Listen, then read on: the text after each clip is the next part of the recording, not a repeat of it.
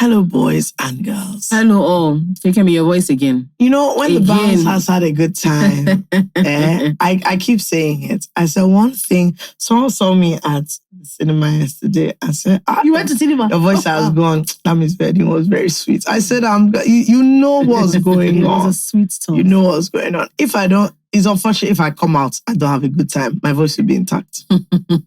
Actually. I think full. So, it's a sign of a good time. Nobody needs to worry about it. Okay. We have a guest. We have a guest, a very big guest. A very, very fantastic guest. Do you want to introduce yourself, guest?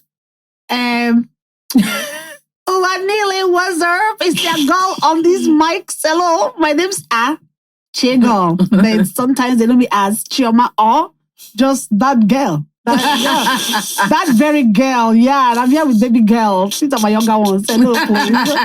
This is my new. She doesn't know she's my new MC replacement. When I can't do a walk, I'm like, there's one MC I know like this. So, when we got to Dimma's bridal shower, she did this thing and she just carried her face. In case anybody wanted to get any funny idea about her MC, I said, don't worry, I'm the MC. She said, better. I told her at the wedding, I was telling her that she carry mic now. They will perform, sing. No. Oh my God, you guys.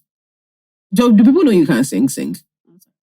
Some people might know. But that's her how voice she is just, so stunning. She was praying and then she just briefly said, that's just a song on my heart. Next thing, I said, sure. Because I was ready to hear... You know how people just, they say an intermission of song. I just have a song on my heart.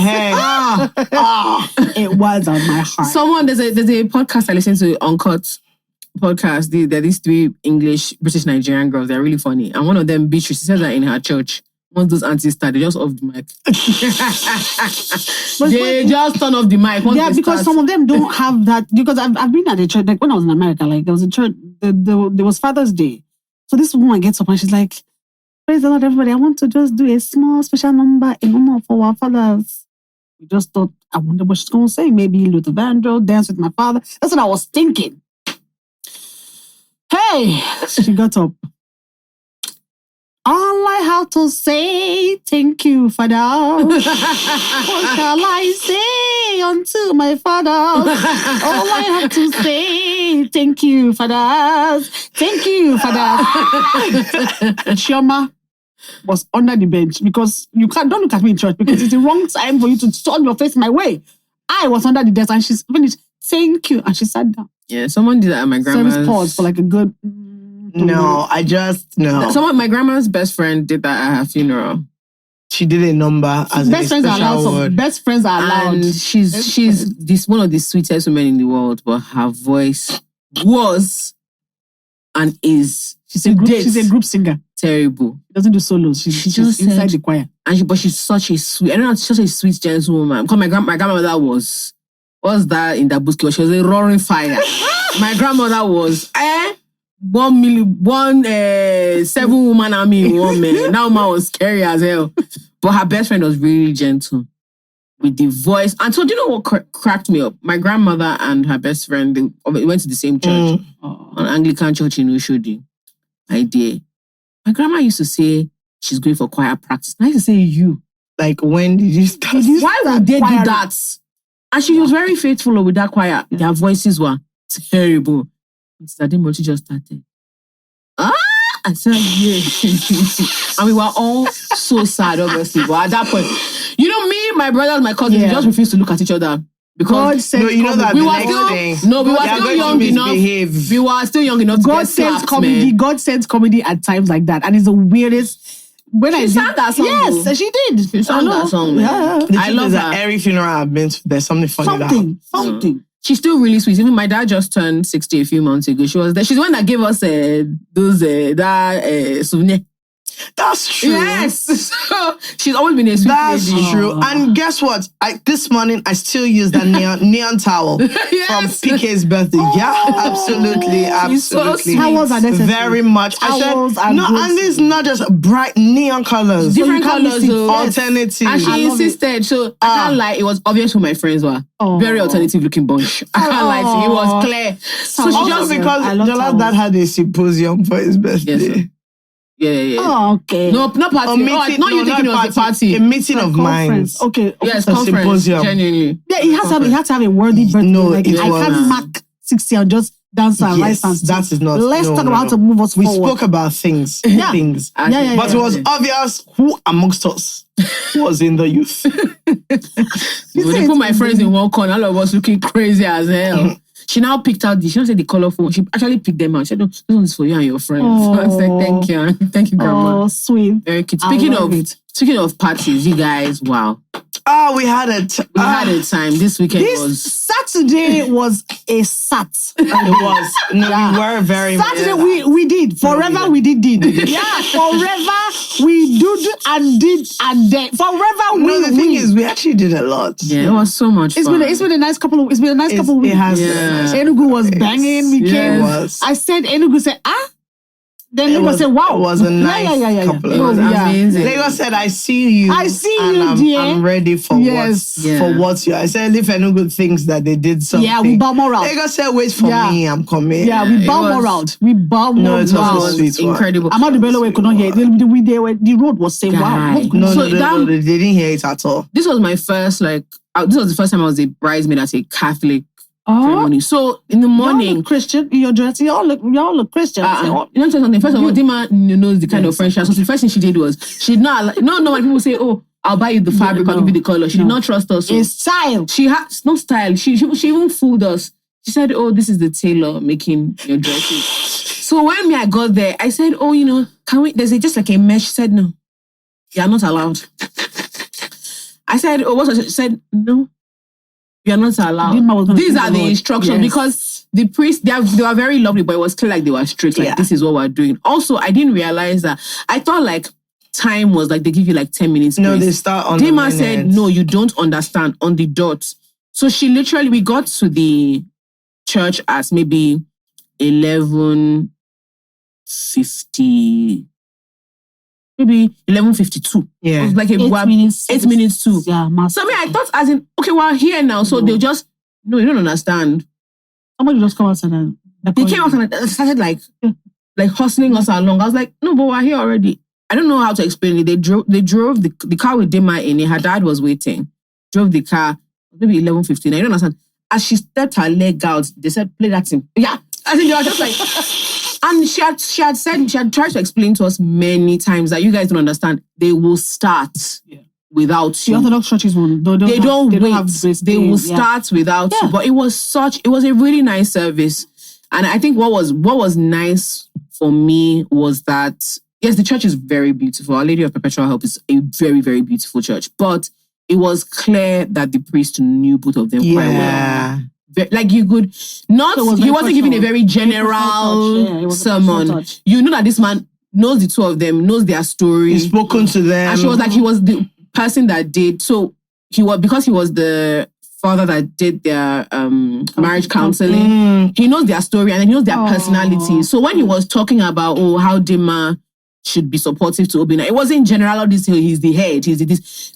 I know this boy. Yeah. This is issue, madam. Over to you. I know this girl. Yeah. This is her issue. Over to you. And then apparently in Catholic churches they do something where you have, if you're getting married, you have sponsors, and what they're supposed to do is, because obviously both your parents will be super biased when you have problems. Yeah. The people you can actually they advise you to go to them like because surrogates-ish parents. They are not, and it's not like this is Dimma's. This is it's an older couple in church that have the same sort of relationship with the both of you. So they have no bias towards either of you. So it's best to go to them. I thought that was really cool. So your parents basically are your parents in the church, but a lot of things is your sponsors that will stand behind you. It's like this, sorry ma, sorry. They said, parents, thank you so far. Over to normal people. It was lovely. Of course, Chidima, we begged our girl, stand firm. Do us proud. You. Time for her vows. I said, God, this girl. Again with the tears. And everyone already for our just like, wow. Even if you do guy, she was overwhelmed. No, but it was beautiful. I think she probably just saw her husband face. She said, She was crying from the shower. She cried. She would just be. Yeah, she was very happy. This I saw the mushy side of Chidima this whole process. I'm telling you, because my girl is mushy. My There's girl so is many strong. times that I said, she's like net. She's like net that is on that dress. Are you strong. feeling overwhelmed because of man? I was like, this so okay. This is how we do inside the chase. Oh, yeah, it was really. Even her dad was like, you could tell that everybody was very happy. She was overwhelmed with all the love. She was like, I don't know whether she didn't believe. Or like, people show up oh for her. my God, all these people are here. She kept saying, said the shower thank you, this one, and I thought she thanked. She said, hey, Chi, thank you. And then she was like, hey, Chi, thank you for coming. I said, what's all this text? I said to me, well, let's hear what. She said, oh, I just can't believe you guys came. I said, where we go? I said, you would do it for them. I said, so I don't understand. That's why I was like, okay, if we didn't come, where would we have been doing? I don't get it. Like, yeah, my friend it was lovely. It was really lovely. And then the wears, wow. Oh, you see the dress. Anyway, is it dress or dresses? Well, that first one. I saw that green. The first one was. I saw Havana. I saw at the end. Yeah. So my favorites were in order: first, third, second. But honestly, all of them were hits. Incredible. I'm not. Well, her church dress was it was phenomenal. Beautiful. It really was. Literally, her dad she looked like a doll. Was just like a doll, smiling. And so we had taken pictures before the ceremony started because everyone is now cognizant that apparently if you don't take pictures, you won't get it.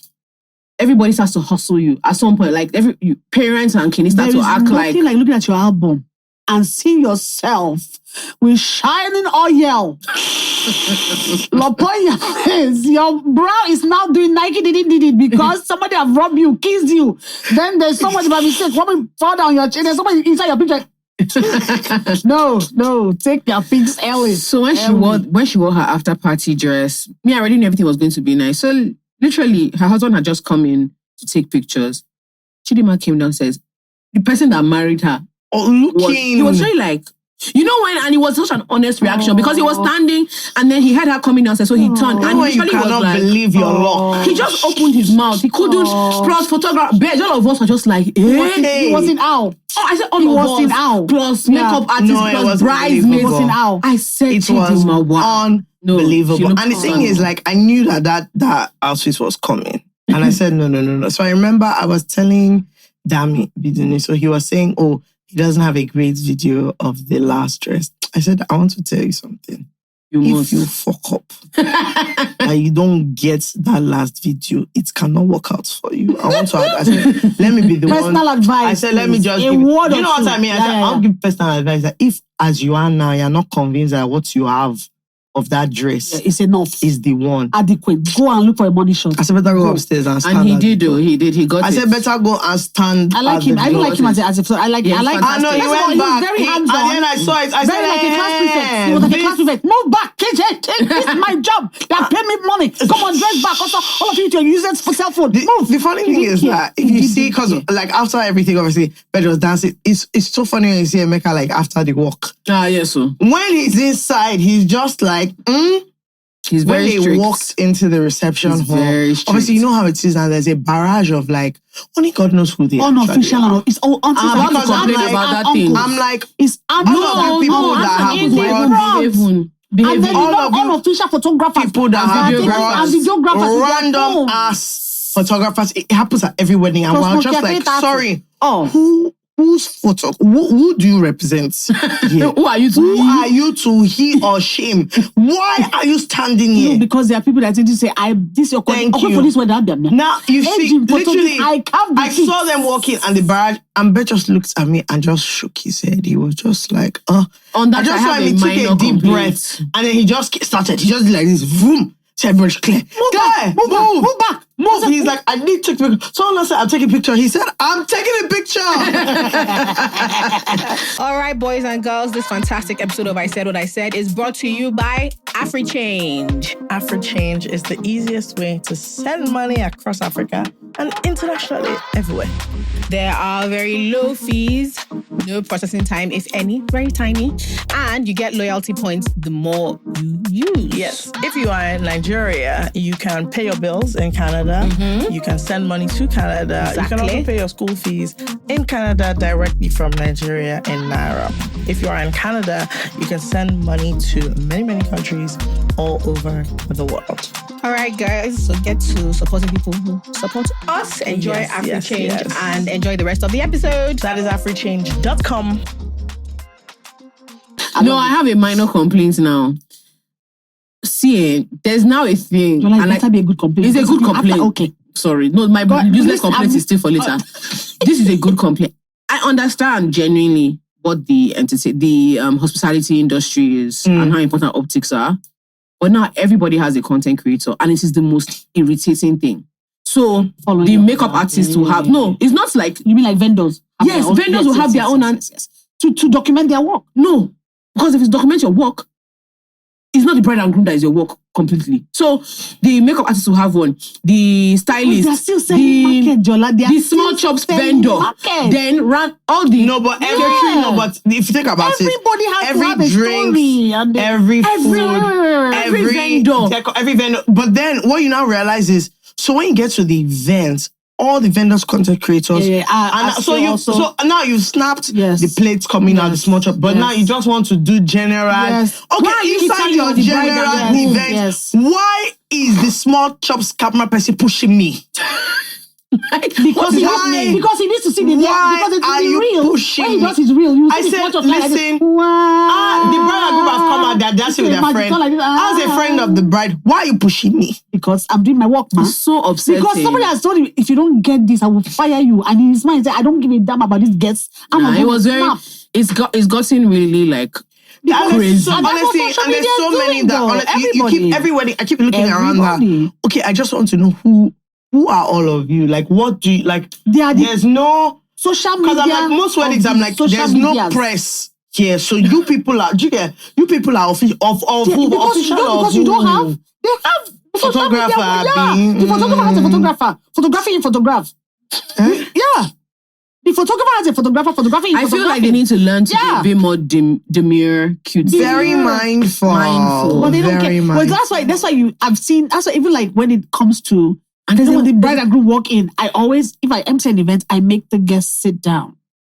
Because once you say, please rise. You are even polite. People are coming to the front. The MC was, okay, Bakasi, that man don't give a damn. He said, excuse me.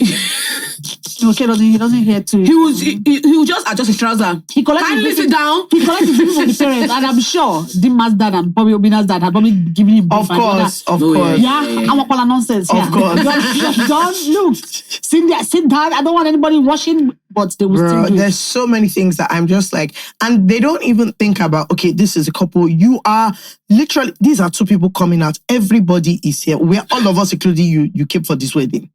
Oh yeah, no, some people didn't come for the wedding. Some people were outside. I'm like, okay, let them dance in.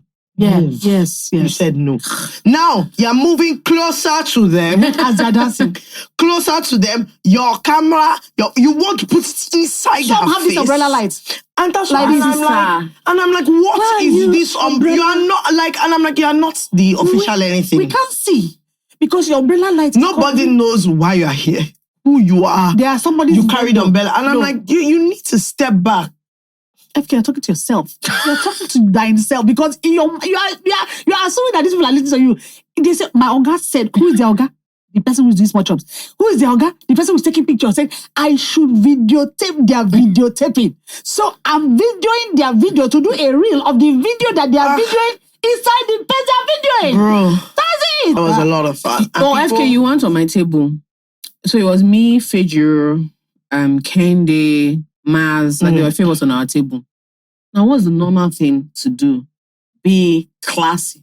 You guys were far from us. Be classy. Just be put together. Yeah. But you see, they brought menus.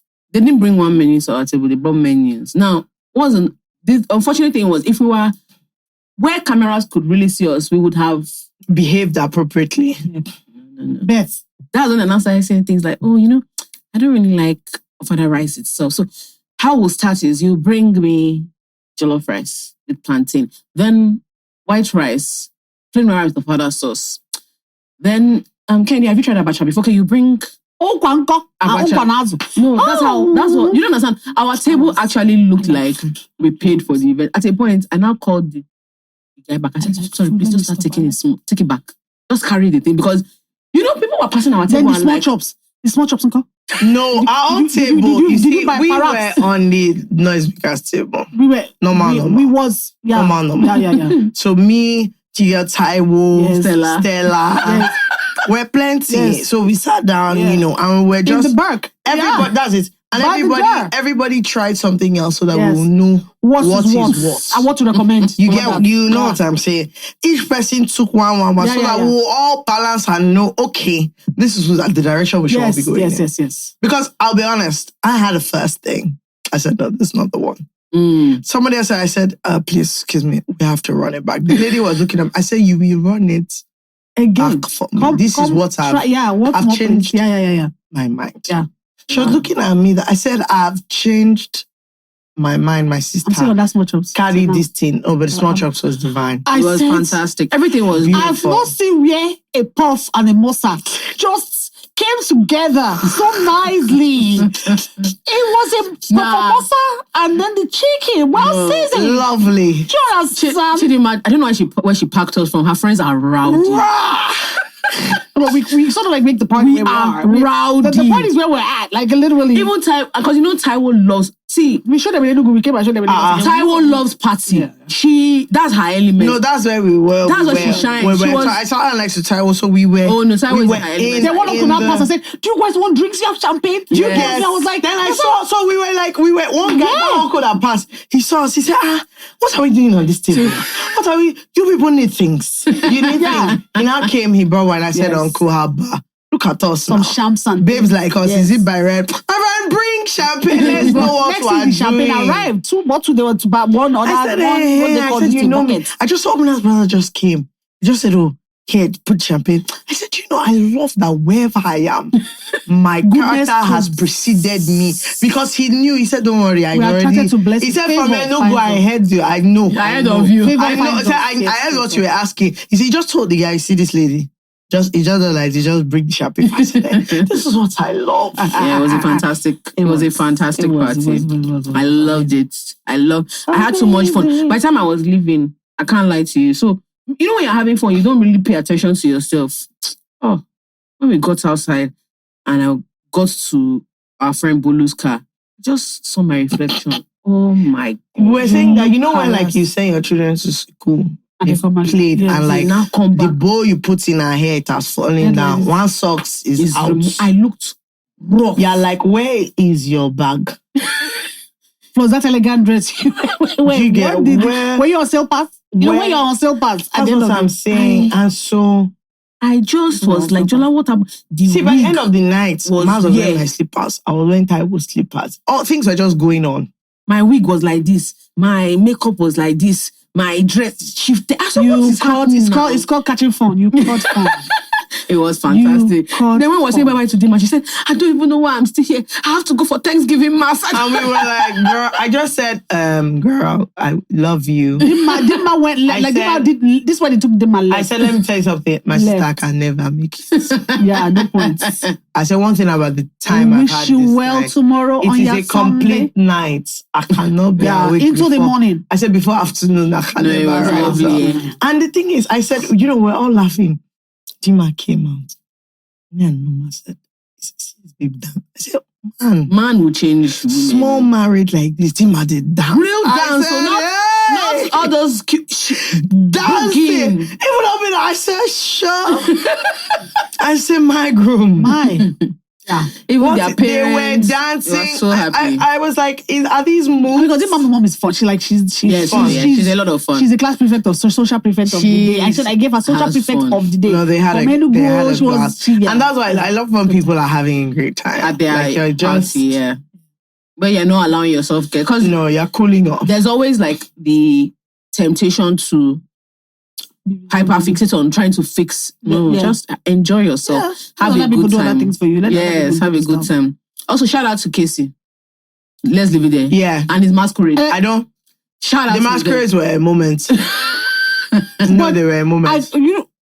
I said Casey came and when he said drops mic, he dropped album. Everything. And then he did praise and worship. I said, no, Casey took us from... He did Limpopo. He did Limpopo. And then after, he started doing praise and worship. I said, my guy. I said, people are different too. Even families, the way they love that man. No, it was something. It's unbelievable. They are up. See, Casey, when he started praise and worship, adults it's like they were waiting for him. Okay, finish all this Limpopo, all this. Okay, well done. Then once he started, they said, hey. I saw signs and wonders. I said, wow. He now brought masquerades and they did routine. Routine. They were that. I said, this is serious choreography.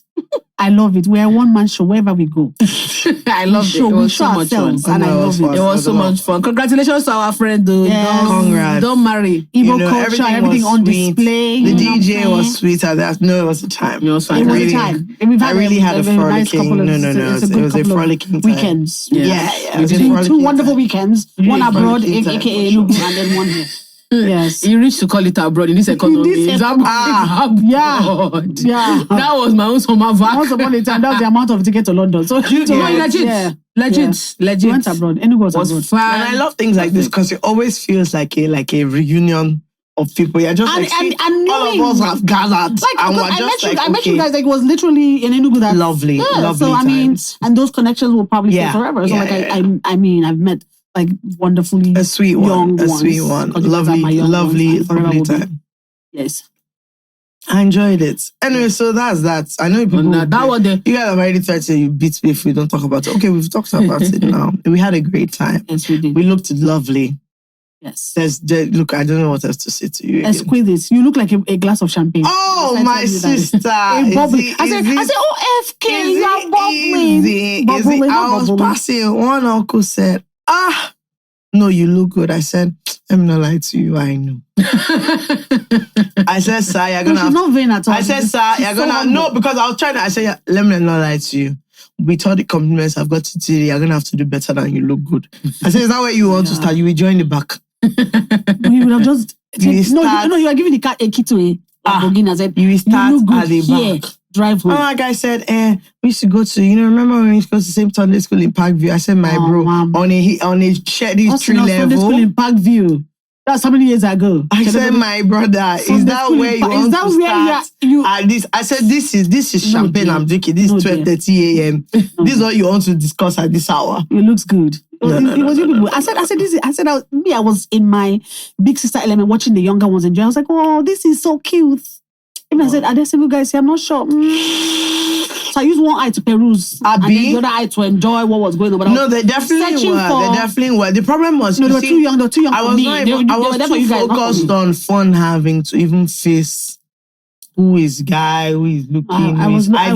You know when you're genuinely having a good time that you are not even, that you can't even, don't have time for agenda. No, when you've been single as long as I've been single, wherever you freaking go, use one eye and enjoy, and the other eye and cry, so that you will now, as you're hey, you not be checking guys. Ooh, when they come there, you dancing.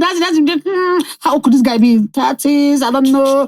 Next, okay, because look, this single girl. Hello. This singlehood for me is not nice. There's Hamatan in my life. I can't. No, I need a rainfall or two. There's Hamatan. I'm dead. So I was perusing as I was always so cute. Yeah. It was a nice selection. It was a nice little selection. Nice people. Nice lovely crowd. Lovely time. Hello, boys and girls of the UK and Ireland. Yes, please. Yes, please. I said what I said, are going to be in Dublin, Manchester, and London. Dublin on the 1st of September. Lovely. Manchester on the 6th of September. Absolutely. And London on the 8th of September. Period. We are going to have a fabulous It's going to be a time. It's going to be a time. It's going to be the best time of your life. Honestly. I don't know. Like, honestly, if you've ever been to one of our shows, or even if you haven't been, it's going to be better than all the other shows. Yep. Like, better than anything you've ever been to. That's just the MC fact. lit, DJ lit, games lit, Everything lit. Dilemmas lit, We'll the be looking discussion sweet. lit, looking good. Come with your friends. Babes day, guys day. Everybody is just good Just on looking form. and great vibes. Yeah. It's going to be a lovely time. I'm going to have a fantastic so time. please get as your well. tickets. Don't sleep on it. Don't let us announce that the tickets are sold and you'll be saying, oh my God. Oh my God. I couldn't buy the tickets. No. Buy your tickets now. Right now. Jazz up, rise up. We're going to be there. And we're so Still excited. arguing. Can't wait to see you. So we threatened you to come here and do Yes, agony we ants did. with us. Yes, we did. Are you ready? Look, yeah, I don't have much of a choice, you know. They just counted me at this same wedding where we was. Yes, sir. She will come on Monday. And we made it. Can you come on Monday? She will come on And we made Monday. it loud so the other people will say, yes, you haven't been. Why now? Why? So at the shower. Said you Monday. So as I was leaving, I said, take my number so that if your person calls, it won't be as if I didn't answer. I'm afraid because this too. This is the class prefect. This is our headmistress. And this is the class prefect. I didn't have choice. Let's run. Let me see what people are discussing. I have one now. We'll start with. Okay. This person is called FK's One True Love. Says, hi guys, and hi especially to FK. Hi, bro. I love you girls. You are the bestest with the best podcast in the world. Please help me. This guy at work gives me a lift home, but his car stinks. He goes my way and always offers to give me a ride, but Jola and FK, his car is dirty. While driving me, he closes the window and puts on AC. The car smells like wet socks in a terrible shoe. I don't even know how to describe the smell. I doubt he has ever washed that car. I find myself staying behind after closing hours and hiding because I want to avoid entering his car. And then the next day, he asked me where I was, saying he was waiting for me, etc. Please, what do I do? Should I tell him to wash his car or just decline the ride and keep hiding to avoid the lift? For context, he's British and all that, and I am very, very black. Okay, so is this abroad? Yes. Okay. Yeah. They are not around. Okay. No. Because I was going to because say Lagos, I was going to say that was- you can run. Just a car wash. Yeah. So, oh my God, you've been giving me a lift. I was like, oh my Can God. I pay for a car wash? You have answered me because Oh. I was like, just say it in your best British accent. So it won't come out insulting. Say, yeah, you can give me rides, yeah. I can just pay for a little wash, yeah, you know. Go to the car, yeah, but you look like a shampoo. Yeah, and then here's a little thing of incense you can put in the car, yeah, hang it on the mirror. Yeah, it makes the car smell better. Yeah. Yeah. It won't sound like insult. So because in Nigeria, I'm like, Uncle, your car is dirty. Uncle, wash it. Uncle, let's go here now. No, but genuinely, you know, Nigerians are somehow. My friend was forced to start giving somebody. By forced, I mean, no, it's forced. Because when he explained this story to me, I was dying. First of all, this is a grumpy, big guy. Yeah.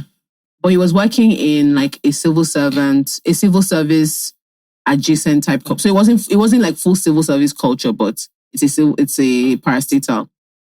Said almost that what happened one day was one woman just said, hey, you, don't you go to, no, it was a guy, said, hey, you, maybe you go towards VGC. Oh, Lord. Yeah. I'll be going with you now. How to know I'll be going? Nah, he will not. He said He'll be coming down. you know, before he could reply, the man had already walked off.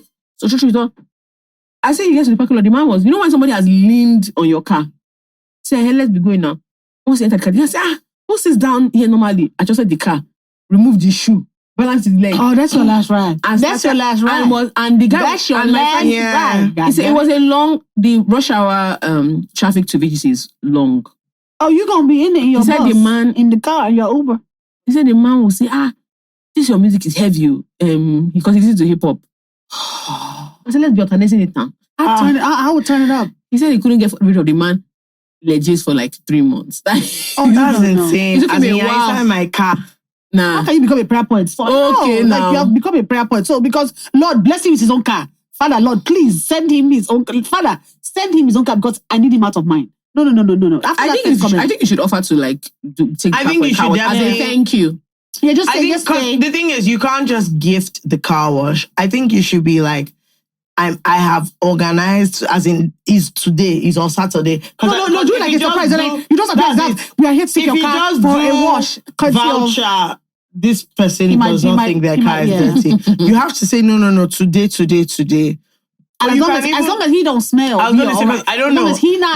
I'm sure it's more expensive, but because me now. But he don't stink though, right? Like if he don't stink, we good. It's just if your car is smelling, it says a lot. And it's not. But also, if it's not an outside car wash, it's slightly more expensive. But you can gift the ones when they go to your house. That's what I was going to say. Or does he keep like gym socks? It's probably just a dirty car. Okay. You can gift the ones where they go. Me, home service has ruined my life. There's nothing that I want to do outside my house. So I had them come and do. My car went to the mechanic and came out. You know, I don't understand what they do. It's like they take the car to the desert. Once they finish fixing the car, they drive to the desert. Because once the car comes back from the mechanic like this, all of a sudden there's dunes of sand. Yes. Dust everywhere. Mixed with water upon the side of the legs on the metal. Okay, but where are you people going? So I had them come and, do car wash inside my house. Shiny, switch. Yeah. So that lovely. can happen now. So dearest, FK's bested, what's his name, Sha? I think you can. I think you should just do a surprise gifting of washing of car and shampoo. Just maybe appear at the guy's house. Don't even give him a voucher. Just appear at his house. Be like, surprise! We're here to wash your car, darling. We're taking for a little wash, shampoo. Also, this is random, but I hope you chip in for fuel. Even if it doesn't yes. Yeah, you should offer. Yes. You should offer. Here's some money for, what do they call it? Gas? What do they call it in the UK? Fuel or gas? Petrol. Here's some money for petrol. Yeah. Just buy some petrol. Okay, I have one. The person says, I did mumu ? I did mumu ? It's a question. Okay. God bless. If you the mumu. Yes. You the mumu. Okay. Hey, Giles and FK, from the most sincere parts of my heart, I love you guys. And my Wednesdays are more beautiful since I found you guys. Love you, lovely. To my dilemma, some time ago, I started a new relationship via a situationship. And ever since, we've been cool until I found out she was out with some other guy on a night out and also in a bedroom calling him baby. I confronted her and she said she wasn't sure about us and our relationship status as at that time. And to be fair, we were just moving on vibes. Fast forward to now that I thought we were in a proper relationship. I chatted with her on a different account on IG. I know that somehow, but I sincerely wanted to be sure who I wholeheartedly love feels the same way and she's genuine. And in the process of the conversation with the unknown, she denied being in a relationship. I eventually told her it was me. She apologized and pleaded, and we've continued now. But I feel like I'm being used and not loved genuinely. Oh. Wait. See, look, I'm almost 50. I don't see. There's some things. Listen. He said, wait, Chalugodo, let me be sure of what I heard. Are you asking if we are stupid? Because I want to know. Is that the question? He first said, sorry, the key question I have. The key question I have is just, before we get to other things, that first incident you said, now that she was calling somebody baby out, she said she was in a bedroom. Are you not aware calling him baby? As what? Sorry. That ship have died. The ship sank inside the underwater. She said she was in a bedroom calling him baby. As what? A colleague. Okay, maybe she was arranging and it started from a situationship into a relationship. No, we even call that a relationship. It's a one-sided ship because obviously her ship sailed into a bedroom with somebody else who was now caressing her. And look, let's talk through. She might have been in the bedroom as a colleague. You know, we were working on Excel spreadsheets upon the bed. Listen, baby as friends. Uncle, dearest and best of mine. Take it from me, okay? I'm almost 50. That's all I'm saying. This is what I've seen since in this life. Leave that sheep alone. She's gonna take you down. I say, look, remove your life jacket. You're dead. Okay? You have dead guy. Leave her alone. Look, tell her bye-bye. Your next conversation, say hello, dear. Goodbye, dear. That's it. Okay? You are dead. Just because she's gonna kill you. Okay? She has sucked your power for your neck. She has taken your one. Your star is going down. That's the most Yoruba pronunciation of Irawo I've ever heard. She have taken your animal, and if you don't, you are gonna be dim. Okay? Because you are on ship. Look, enter a car, leave boat. Just okay now. Live there. I live there. Come out. Okay. No, this guy has gaslighted himself like crazy. Like mad. He has gaslighted himself like crazy. First of all, mentioned room, do you know what it is for you to get to a point where you're making it, as in you're using a different Instagram to message me? Then when I now say, why would you even do I'm that? sorry, though? you're begging me, and then open another I continue. That means you open Like another after email. you've denied being in a relationship, then I'd say, oh, actually, it's me, your boyfriend. Then you begged me. He called himself boyfriend?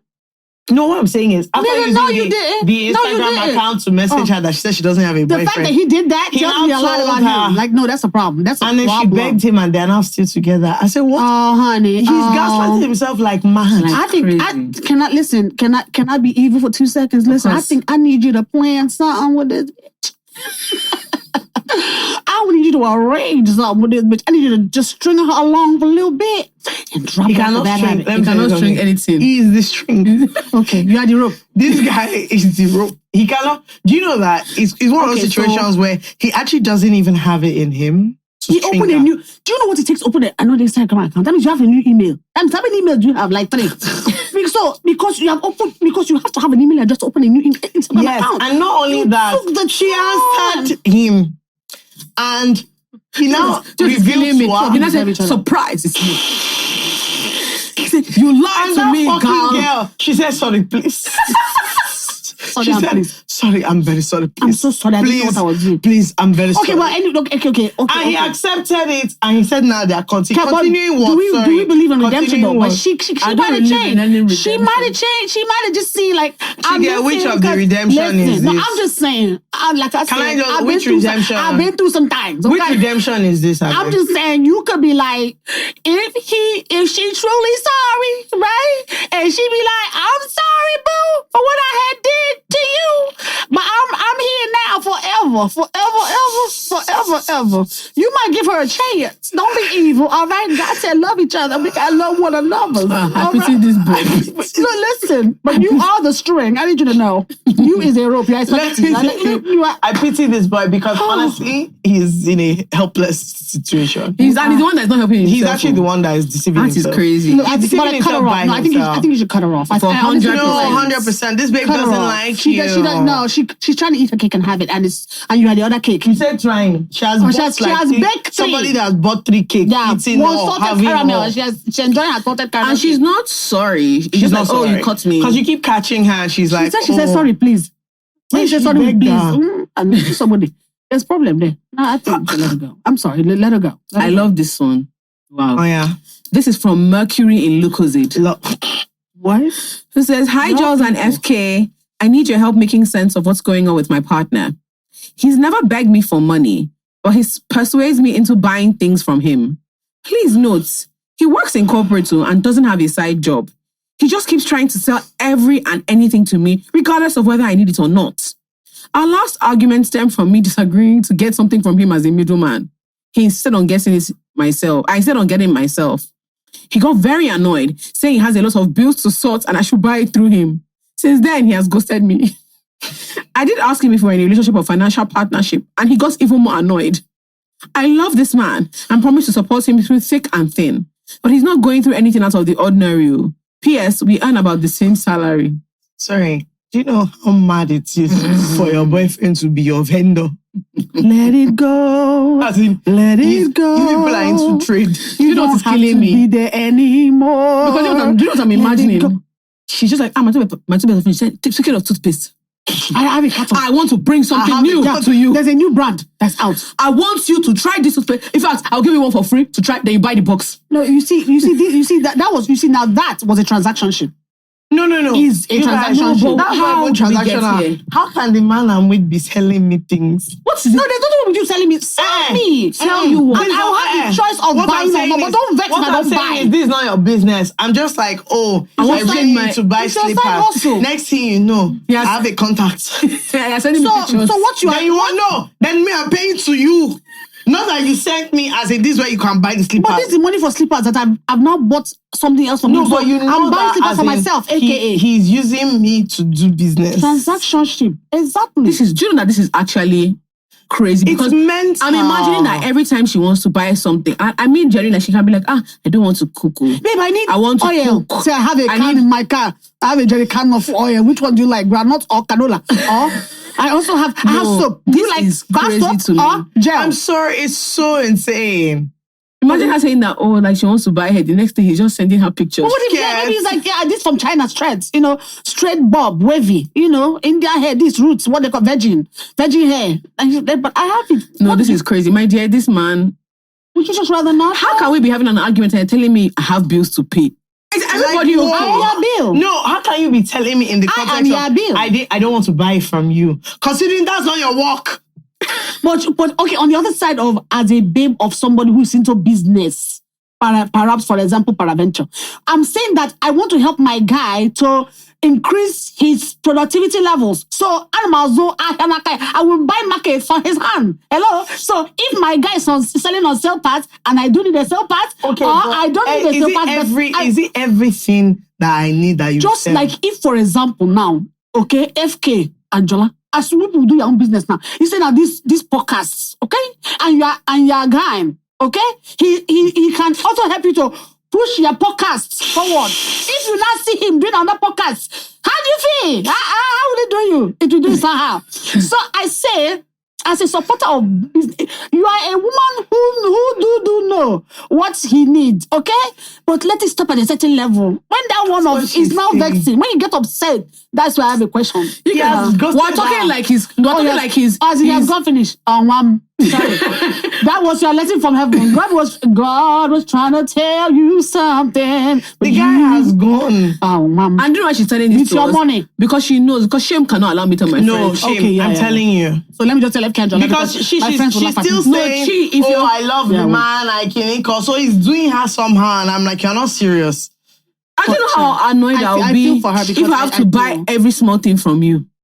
I want to buy. But if he has every small thing, why would what are you talking about? If you own a shop, it's convenience. He does not own. I can bring it to you, babe. I can get you that toothpaste now. What I'm saying is, he does not actually do this. Is not his work. This is actually not his work. And he's not selling to other people. The only fact you. that he need a side hustle from you. Question why he's but what I'm saying is, you are his primary customer. As he does not have other customers. You are his only customer. Yes. That's why he's fighting you when you say you don't want to. It's called customer love. I'm your love and customer. You should get out. I will buy everything you have for sale. I think you should get out. I will buy everything you have for sale. Even human meat. I will buy it. My baby boo. Whatever you have, sell to me. I'm a Zoya Zopo. I will buy with love, okay? Plus extra on top. Jara. Yeah, it's okay. Let's go. I'm sorry, honey. He's used you and he's gone. Yep, he's gone bye-bye. Because now he's ghosted you. You see yourself, how do you feel? He has ghosted you. He has ghosted. Do you know what? I hate ghostings.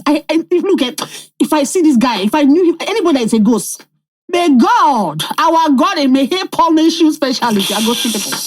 May you also be ghosted, okay? Have you ever been ghosted before? 3 times. One for like 1 year and a half. 18 full months. Haha. And this is from goodbye, darling. See you. Mwah. So, wow. Have you ever been ghosted? No, 18 months later, my parents have died. I said, wow. And I don't know how to close chapters. It's the problem. So I was like, hey. What? Listen, hi. He had a key to my house. I was like, hi. He had a key? He had a key to my house. So he ghosted with the key. I came back with the key. With the key to return the key.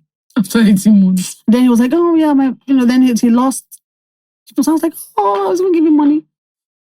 You did. Yeah, I don't know how. That's why you're telling me to support our No. business. I have learned now that this ghosting thing, I realize how much it affects us. It does. Because you can't just be with somebody 1 minute and somebody just, they'll not even tell you goodbye. They won't tell you what happened. I want to say, honestly, it is mind blowing.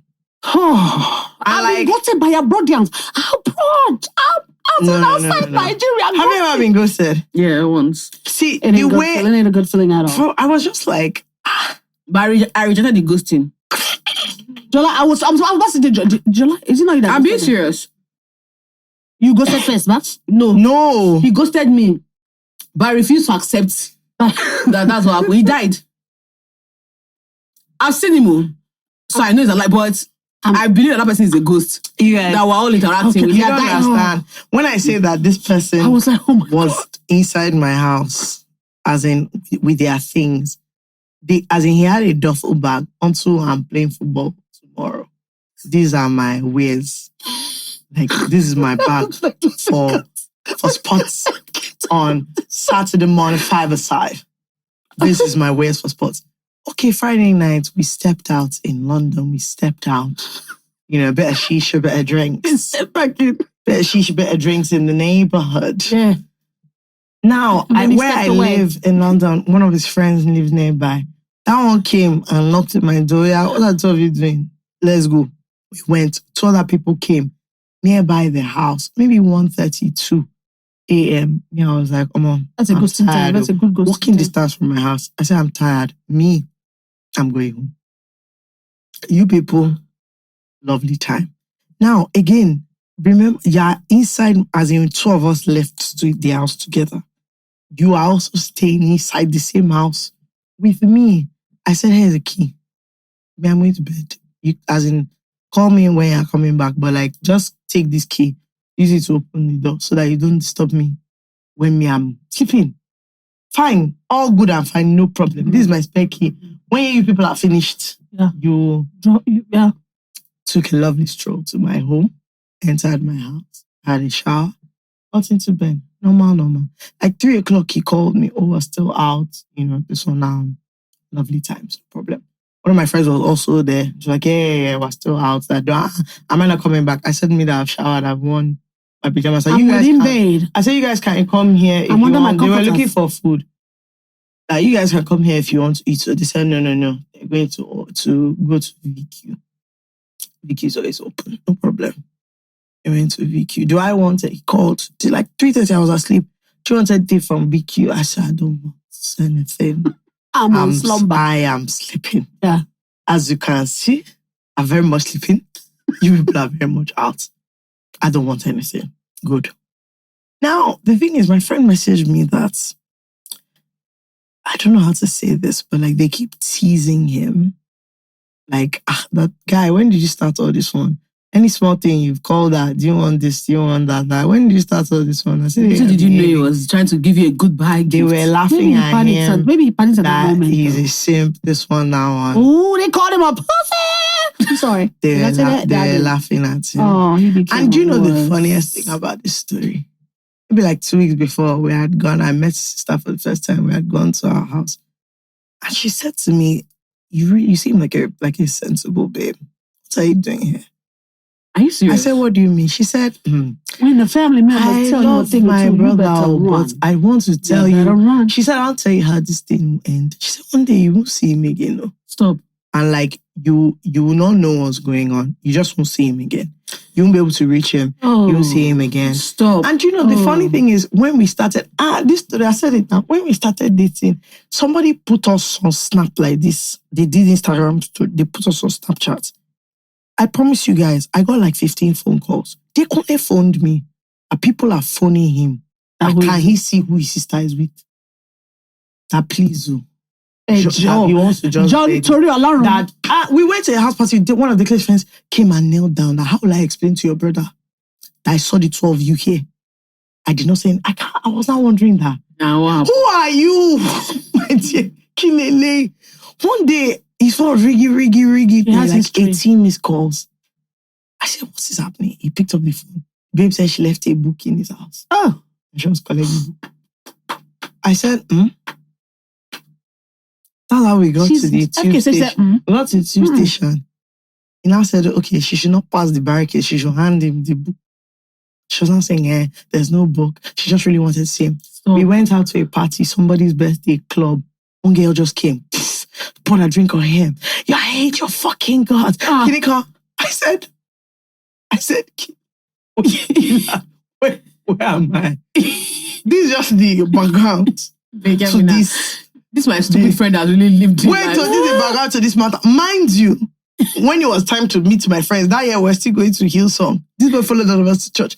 When it was time for them to call give life to Christ. All my friends were now saying, oh my God, he's standing up. I said, Christ in me, Christ in me. He wrote his name. I said, He was coming to Jesus for you. God bless you. He was coming to the Lord for you. God bless you. So now he has changed. Oh, honey. Now weeks have passed. Yeah, glory. I said, nice one. Anyway, the moral of the story is that the Lord did it. He called, do I want anything to eat? I said, no. My friend messaged me that, this thing is, I don't know how to say, but like, I feel like he's getting a bit weirded out by this. Like, they keep laughing at him. No problem. No P. He had called me. 4. How far was to? I was like, guy, you actually don't have to keep calling me. Like, yeah, like it's fine. It was waking you up from sleep. I'm actually sleeping at this point. Right, and also, I'm not looking for you. I know where you are. Don't wake me up from my slumber. It's fine. You guys, I woke up like 9 o'clock Saturday morning. I looked. I said, where this man? Okay, now I checked my phone. Where the FK are you? No missed call. No message. Where the FK was he? I called. They said the line was not going. I said, Azal now. So I called my friend. How far? What time did you? Abroad. I said, what time did you guys leave VQ? She said, they didn't even sit. Like all of them just bought food. Even him. I moved. They bought food and they all like called. They all like got taxis or whatever. And everybody went home. That him and the other guy that lives close went together. No problem. What's that one's number? Call that one. Oh yes, now that as in I dropped him in front of your door. Me, I went to my own house. That you see him. That's a special. It was like no, as in he got down. Like this his friend. This is my house. There's a road opposite, and that is his house over there.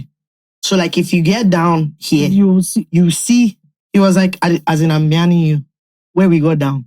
It was, this is your house. Is he a shapeshifter? This is where he was. So me, I entered my house. Now, you get a grown man, why am I looking for him? Does he do juju? He might be doing juju. I said, so have you seen him? He said, as in, funny enough, I'm at football. He's not here. Like, I came to Mid-Africa for football. He's not here. I say, yeah, because all his football things are currently in my house. Like his bag of wares, clothes. He's very weird. And toilet bag that are inside my house. I want to put it to you guys that I did not see this one again. That was just... For how long? For like 6 months, I didn't see him. So, all this was going on. My sister now called me. That she has heard what has happened. And she told me. I now said, wait, I don't understand. Can you reach him? She said, no. And he will soon change his number and message all of them. This is his new number. She was like, but I told you this exact thing. And I was like, you don't understand, I'm running mad. Like clockwork. I said, I'm running. You guys, I told us that bag was there for like a month before I gave it to Oxfam. I will start playing soccer. No, I dropped. I dropped all the things inside. We are going to bubble. I'm going to be playing soccer. As in plus boots. What size? Plus boot, this nigga disappeared into thin air. Only for like 2 years later for me to come to Lagos and see this boy at a wedding. Inside his agbada, and I lay down on the ground. He's sorry. I said, Sorry, he laid down on the ground. May you sorry and be sorry. I should tell him to stand up there, forgive me. I said, what? Oh. So that's it. So I'm trying to make a child of God. I said, no. There are people you don't play with in this life. What kind of thing is that? But you never know who's going to ghost. Like ghosting is not like this. Let me not lie. Stupid is not written on their forehead. It's actually, for weeks, I was just like, wait. You're not trying to calculate that. What happened? Because I was like, 4:30, I still spoke to you. So what? This person ghosted me and I was started toasting my friend. Yeah. And he had a way of doing it. Like, this is from goodbye, boo. See you later. Mwah. Kiss on the lips, not on the cheeks. Because lips is important to know where you kiss the person. Mwah. See you later. Okay. I come home. I call, no pick up. I send message, no pick up, no answer. I send DM, no answer. 1.5 years later. Then one day, I call, I'm in the neighborhood. I'll bring your key. It's like, thanks. So, I'm gonna lie to you. I said, this life is not big enough. Yeah. I mean, I don't, but I hate people I hate ghosting. And what always confused me now, whenever I see him, I'm horrible. like, why are you saying hi to me? Hi that what? Why do you always think you should greet me? And he's just like, it's not that. I'm like, guy, you don't know me. Maybe you are a ghost. In his mind, he's satisfying himself that he's as you are a ghost, that day, that wedding, he was on the ground for like 20 minutes. People were now asking that, what's going on? I was like, you're now causing a scene, highly irritating. Okay, so that kind of person, he probably can't be with anybody. He can't even date a dog. Like, you can't even date you can't even date a cockroach. I should have known from when they were pouring drink on him that you probably from that first time. But then you also want to have hope in the person you're with. You want to believe that this cannot be this person. This might be a past life. Maybe while you're with me in the future, we're moving forward. That's what I'm saying, because Christ made him anew. It's a real anew. Christ will make me a football player, because you see, and I'll say, your soccer, brother, your soccer boots and bag and gym this thing. You guys, you know how diabolical it is to leave your toilet bag in a babe's house and be moving. Plus jersey, plus boots, everything complete. So he bought a new set. Plus bag. I said, what? He used you to do free kick. Hello? Don't let your life be a free kick. Shoot a shot, score your goal. Okay, do you have one? Don't let your dribble you. Yeah, I have one. This is... Hello, boys and girls on Team FK only. Please, people, collect your good money from the losing team. Team Jola, well done to all of you. 4 weeks in a row, we are up. You see, when it comes to money making, some of us know what we're talking about. The bounce is bouncing on this side. How far are you people? What's happening? And you're plenty. That was funny. You're many. Let me tell you the truth about you know what they say about empty vessels? That's the problem, the issue. I can't even tell you what I think what is a spiritual. And I've seen some comments of people who want to decamp. You can't. You can't. At this point, from day zero, I want to leave them where they are. Me, I can't lie to you. It's whoever that's my back, they will rename the team. I'm moving elsewhere. I'm moving on up. Because actually, I took it to the Lord in prayer this weekend. Yet. Okay, now. Yeah. When the Reverend Father was talking about more important things like my friend starting her married life, I was just saying, God of Team FK, visit me. Because now I don't even know. Anyway, shout out to Damilola. Yeah, who won $300? There is now a 500,000 naira prize to be won. Yes, there is. You guys know what to do. Get on the Bamboo app. You can buy your Nigerian stocks. Investing. You can buy US stocks. You can buy, you can get Nigerian treasury bills. You don't have to spend a lot of money. Don't be shy. Don't be embarrassed. Start with whatever you have. It is fantastic. All right, guys, Team Jola, you see I'm talking gent. I don't even have strength again. It's just, I'm begging. As just a friend to you, I'm just saying, if you don't mind, please feel free. Team FK, up team. All of you should send me my 10% commission. Nobody said that. That's what I'm saying. Nobody said that. That's what I'm saying. Anyway, shout out to you guys. Peace and love. Enjoy the rest of the episode. This person calls herself Lover Girl in Chains. Come on. Wait. In chains. She says, all the children are these names. I don't know. Topic. The centering man has ruined my life. Hello, FK and Jola. I've been a long-time listener of the pod and I love you guys down. I was at the London show last year and I can't wait to see you guys again this year. Let's make this an annual event. Oh, guys, I am tired. Wow. I'm 27, have been single for 3 years, and I fear that societal pressure of having a man is starting to really get to me. In fact, I don't know if it's necessarily societal because I'd be lying if I say I myself am not craving love and romance too. One of my friends made a joke about me being single forever and it really, really pained me. Oh, the fact that I'm even thinking about this thing is even pissing me off. But I can't deny that I want love. All my life, I've never been boy crazy or done things to really appease men, but I'm at a point where I start to feel genuinely sad and close to tears that I don't have a romantic love. You know how girls say everyone assumes their DMs are full because they're really pretty, but nobody's checking for them? That's how I feel. I know I look great and have a wonderful personality, but apparently guys aren't interested in this. In the words of Beyonce, why did God give me this talent? I don't live my life or present myself for the male gaze. not in the way I dress or speak or behave. But guys, it's really crazy that I find myself considering it. I've always been myself, enjoyed being a bad bitch, dressing for myself, thinking for myself. Okay. But changing myself and toning any part of myself down for a man's ego would go against everything I believe. And I feel like a hypocrite, but I still want to do it. I feel like I've done this for so long and it's gotten me nowhere. So maybe the others that were doing otherwise were right. It's making me feel really insecure in who I am as a person. Because it's like, what do you mean my spec is not interested in me? And probably doesn't even want me because I'm not ready to do the whole song and dance. What will actually piss me off even more is if I change and I'm still not picked. Guys, I'll run mad. So ladies, please, what are my options? I'm tired of feeling this way. It didn't bother me before, but I'm at the point where loneliness is really creeping in. I mean, my friends are lovely and they're wonderful, but I want sexual cuddles and kisses from a guy I really like. Do you want someone to tap her current? Okay. Also, I know this is a discussion I should be having with my therapist, but cost of living, guys, let's be serious.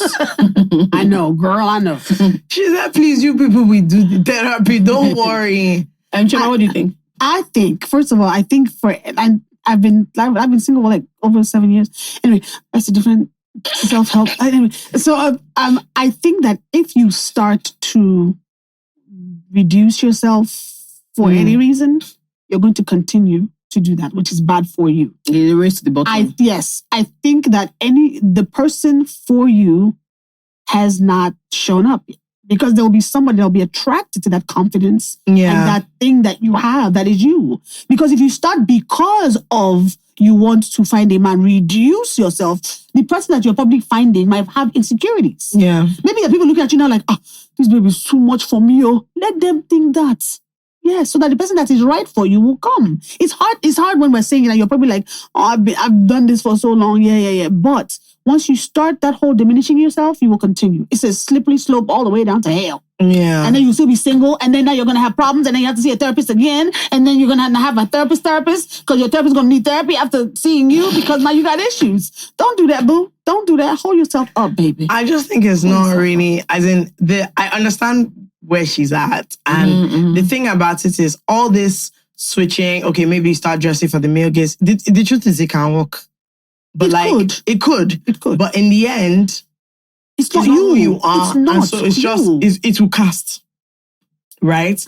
And you cannot go on as you mean to start because it's not who you are. I just feel like it's a valid struggle and it's okay to want what you want, but that the thing you're considering doing is just not the solution. Yeah, it's not. It's just not. You might, like, if you are, and I say the thing all the time, if you are determined that, okay, this is what you want to be in a relationship, you might have to consider putting yourself out there a bit more intentionally than... And where you're going, maybe where you're going, the kind of people you're hanging out with. Ask people to introduce you to people. Change your strategy as opposed to changing yourself. I don't know. Yeah, ask people to introduce you to people. Do you know, funny enough. Online, listen, go online, go to the nice sites, the nice ones. The nice Which sites. sites is nice again? No, I mean the ones where not the crazies, but because there's some. Don't tender it, baby. Don't tender. Don't tender. Don't you tender. Tender not. I beg of you, please. Swipe front. I don't know that any of them. So I remember one of my friends. People find love on these sites. One of my friends in Lagos met when Hinge was still working in this country. Met as in her now husband. My housemates from uni, she preaches about it all the time. She met her husband on Bumble. My friend met my friend met her husband inside Hinge. She met him on Bumble. Lagos that we are. Now, he does not work anymore, but Bumble. And let me tell you how disgusting they are. They post all this day out with my love. I'm like, are you sick? Why would you like? Why? No, but are they sick? Are they sick? That's what they do. That's what they do. Love. Oh, let me tell you the funny thing. Just look at him. Look at her. Why? I tried to Tinder. Listen, I tried to Tinder. I tried. Okay, like I said, I'm almost 50. I tried to Tinder. Let me tell you what Tinder gave me. Okay, listen. I met a guy on Tinder. If you come to me and your shirt is buttoned down to here, and I can see the curly hairs on your chest. Listen, okay, and you got fur on your slips. You have animal on your shoes. I can't. And then once anybody starts to say that, I'm into, as in, what do you do for work? I'm into, I don't. I come out. That's what I got from Tinder. That's when I now went, I uninstalled, deleted, uprooted. I said the site. I don't. No. The funny thing is when we saw that, okay, she got married, everybody now downloaded. Yeah, maybe I should try Bumble. He just stopped working. Everybody now downloaded Bumble. It was not up to bumbling? 20 minutes that I saw my friend's husband. We are close, Kini. Yes. Because I just said... As a single guy? It was on the Bumble. What's he bumbling there? It was on the Bumble. Bumbling. I now said, okay. Could it be that just swipe. Maybe prior to now, he had Bumble, but it was left on? Yeah. So he didn't off it. He didn't uninstall it. No, it's not uninstalled because if Bumble is showing your present location, it's on. Okay. As in on. You're logged. You're inside. You're on. Yeah. Okay. So I said maybe it's such a case where, okay, but you've been married for 2 years. Can it still be on since that? It's possible. Anything is possible. But you were not like... FK, anything is possible. Go with me. Anything is possible on that. So let's honestly, go with that and then I was like, the average age of men on this platform is like 38.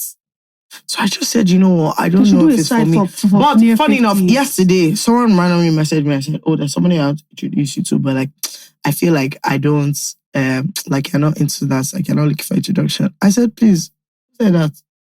How do you think that? I'm just like, I don't know. I just felt like every time somebody asking me, I'm just like, as in, this baby is not interested. Can someone make a site for 15 years? I said, this baby is not interested in you. And I'm like, you see the problem. People don't, and that's why I keep telling people, go and tell people that you're looking. I don't know how you want to do it. I don't know what's happening on the apps currently. She says she doesn't want that one. I want, you don't want them to someone should just make a site. You don't want them to introduce you. You can't even be on the site if you're... You actually want to do the sites. No. Okay, I have a match. I have a matchmaker for you. From where? It's on Instagram. He's a matchmaker? No, she.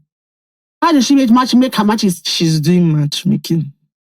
And it's so weird I've matchmade like these 5 people. Really? So, yeah, meanwhile, singling. I'm telling you. I'm looking for she's doing it. Because I can't seem to find. Look, I have done everything. And then the ones that come at me are either too young. How young is too young? How young is too young? 20, 30, early 30s. And they will say, after all, age is a number.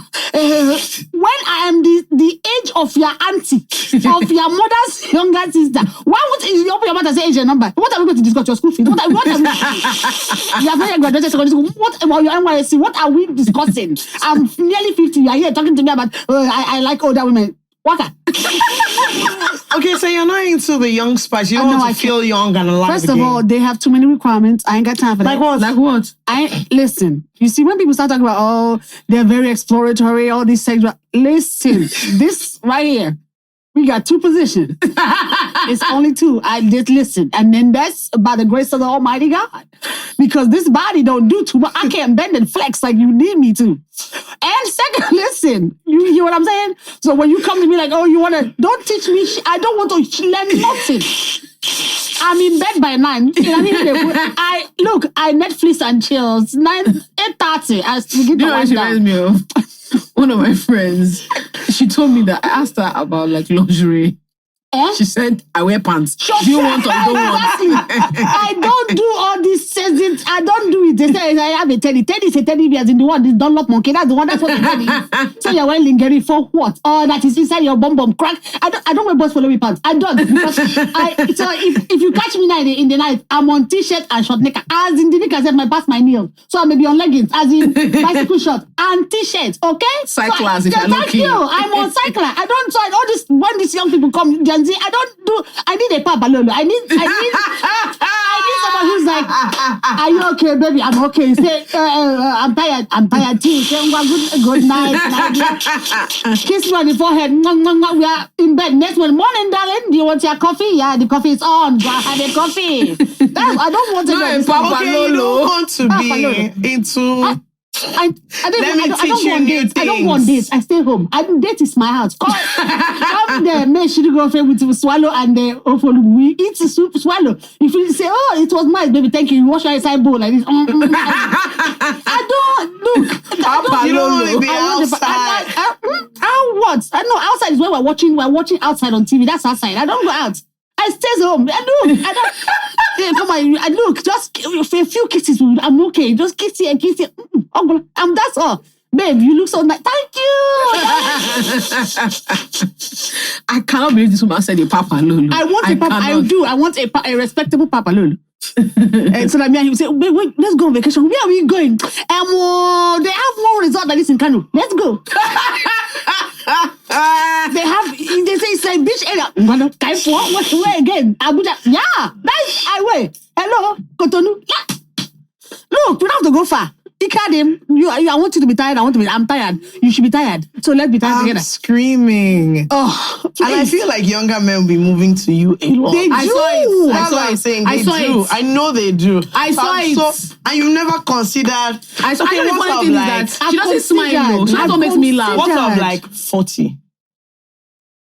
See, the thing is, if I want a relationship 40 batch B. I want a relationship that will end up either will be I'm old school. That's what I'm saying. So like, because at 40 you must still be looking for children. No, batch B. The factory is closed. The factory is locked up. What I'm saying is, what of 40 batch B? You don't need to come out. Batch B is best. Batch B, or like, like sadly she may have gone on yonder. And that's also batch B. Yeah. So that's what I need. That's batch B. You have been there, done that. What teacher you've done before. You have written it. Back. They've thrown you back on divorce is that we have divorce. We cannot discuss how our divorce was. Exactly. So we cannot have something to do. No, but not. Have you ever dated a divorcee? Why do you say? And because he was a younger divorcee, and for me it was not like, so you be telling about how this, and then you be sitting there like, waiting for this conversation to be over. Why are we talking about it? Like, yeah. Shit. Like the time of my life, I've lost. What were they discussing that was about what happened with her and what she wanted and how she was. In my mind, I said, because I think in Igbo sometimes. So I said, again, one. Just happen good and leave it. I'm not your therapist. I don't want to talk to you much. I don't have time. Listen. Okay, you don't want to talk. You don't want to hear boys follow me pants. You don't want to go out. Once you say you look nice, how are you? Thank you. Good. But if a guy steps to me like in a place, first of all, if your confidence is at a certain level, like I've answered younger guys because of the way they stepped. And I was like, let me see what daddy talking about over here. But then the next day is come and see you next day. Yeah, then you now want to come and be eating banana that you didn't plant. It was after some you there. So don't touch me. This day too. I just met you yesterday. No. First, I want to be sure that yesterday you were not a drunken stupor when you were telling me rubbish. I want to be sure that you are sober. What did you say? What? Repeat to me what you said yesterday. That's how we do. What did you say to me yesterday? What was sentence 1? What? That means you were inebriated. Don't touch me. No, I don't. I need somebody older. Papa Lolo, please. She has said what she wants. Even up to 60. Really? But you are good. You have good health. The doctor says you're okay. So just in case, let's not be when you want to eat, you bring out his hypertension medicine. He has 8 pills per day. So why, my dear? I'm so surprised because I thought you would like be down. I thought so too. I did. Yeah. I thought I would be down too. Yeah. But then I think this is my 48th year. I was like, no, Chi. You're not doing it again. No, I'm tired. I can't because now you're using me to boast. So definitely, I'm your cougar. I'm not a cougar. I'm a freaking lioness. I've eaten you and the other children. I've eaten you and the children. I've eaten everybody. So no, I don't, and I can't. No more cougar. No more Papa Lolo. Just so for those of you watching, if you don't have an uncle or so, it's of high repute. Have good brand. And they keep saying, and he's nice, so that's the one that she wants. Because you see, I have a lot of things that I can bring to the table. Yeah. Like I'm multilingual, you know what I'm saying? I can be funny sometimes. I'll sing you to sleep if you need me to. Me rub that head if you're bald. I'll just be listening. Someone said I will sing. I will. Sleep.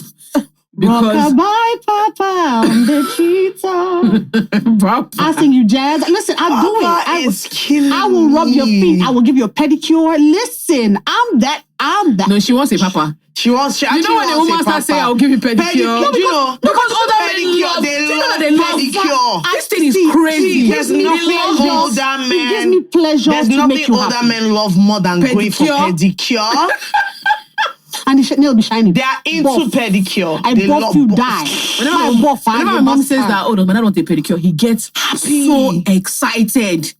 You bring out the things, though. He gets so excited. For the past how many years? I've been looking for somebody to give that pedicure. I'm not like that is real because I know I can't. I'm not giving Papa.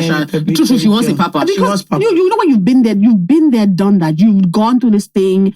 I've been single for a long ass time. Listen, I'm so single.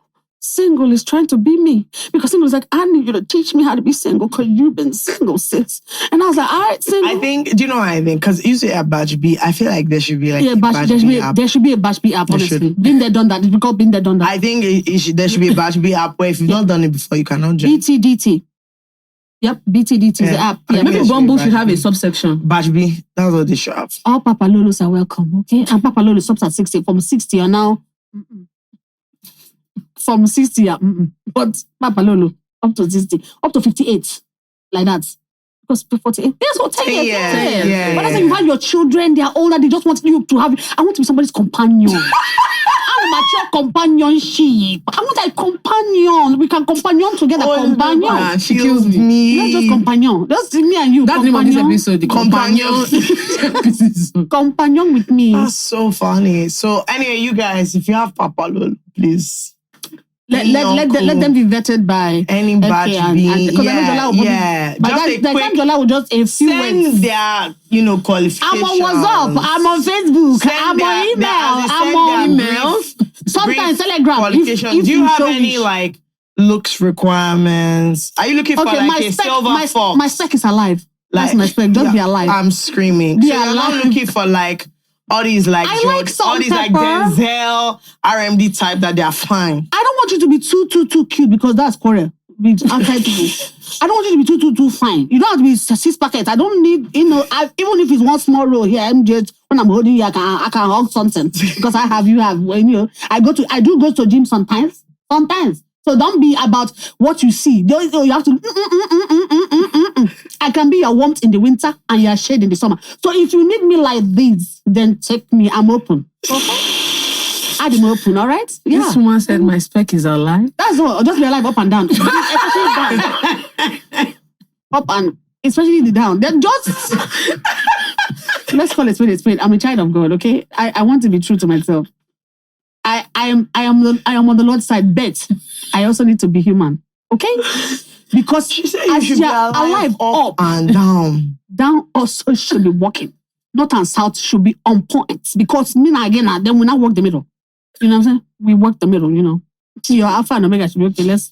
And if people should send in, any uncle you have, just listen. And if he's not in the world, if he's not on social media, the better. I want somebody whose life is quieter because mine is really noisy. I'm on social media. I would rather not be, but I have to be on social media. So if you're not great... Papa Lola, they on... Is it on Facebook? Facebook is worse now because Facebook, they're even making money. They're doing live sessions. Facebook is doing more than Instagram. Facebook. I saw you on Facebook. That's how people come to me. I saw you on Facebook. We have been friends since 2016. How do I... How? I don't check it. I don't know you. Yeah. Okay. So now you guys know my spec. Yes. I'm very glad that, I feel like this is going to work. I feel like somebody is going to bring something. Okay. ISWIS was where I found my guy. Hey, y'all. Hi, guys. How you doing? So, MTN has something fantastic for you guys. 5G. Yes. If you're someone that loves streaming, heavy duty. 4K. Yeah, you're a gamer. HD. You like watching all your shows. People are testing internet speed fast. Yes. You listen to the podcast and you don't want to be you don't want to be seeing things circling around on your screen. Yes. You want everything to load up and move quickly. Then what you need is MTN's 5G router. Yes, you can get up to 1 gigabyte per second. That is 1. Boom. And you can play games, you can stream, you can do whatever you want. But we personally suggest that you use it to listen to the greatest podcast on the planet. And it moves super quickly. Yeah. Once you just do this, bam, you're in. Yeah. Where can they find you can get it at any MTN store or on the website. www.mtn.ng.